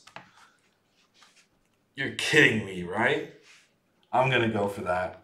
Okay, I think I'm happy with my submissions. I hope you figure out what's right for you. We had a lot of stream viewers doing really well this round, so congratulations to everyone. I'm going to be back in 2 days. So tomorrow I'll be doing commentary on Norwegian TV for Magnus's match against Nepomniachtchi. But I'll be back streaming on Wednesday. Same thing we've been doing every other day when Magnus is not playing. So I hope you come back at that then. We're going to raid Anna-Maja. She's a Dutch player, and she's currently celebrating the Dutch National Day known as the Koningsday. Konings something. It means like the King's Day. You should really Google it you should really Google it because it's really fascinating, the parade they have where everyone is dressed in orange. It's really funny. But we're gonna send you to her. Make sure to use your raid emotes so everyone knows where you're coming from. And I'll see you back on Wednesday.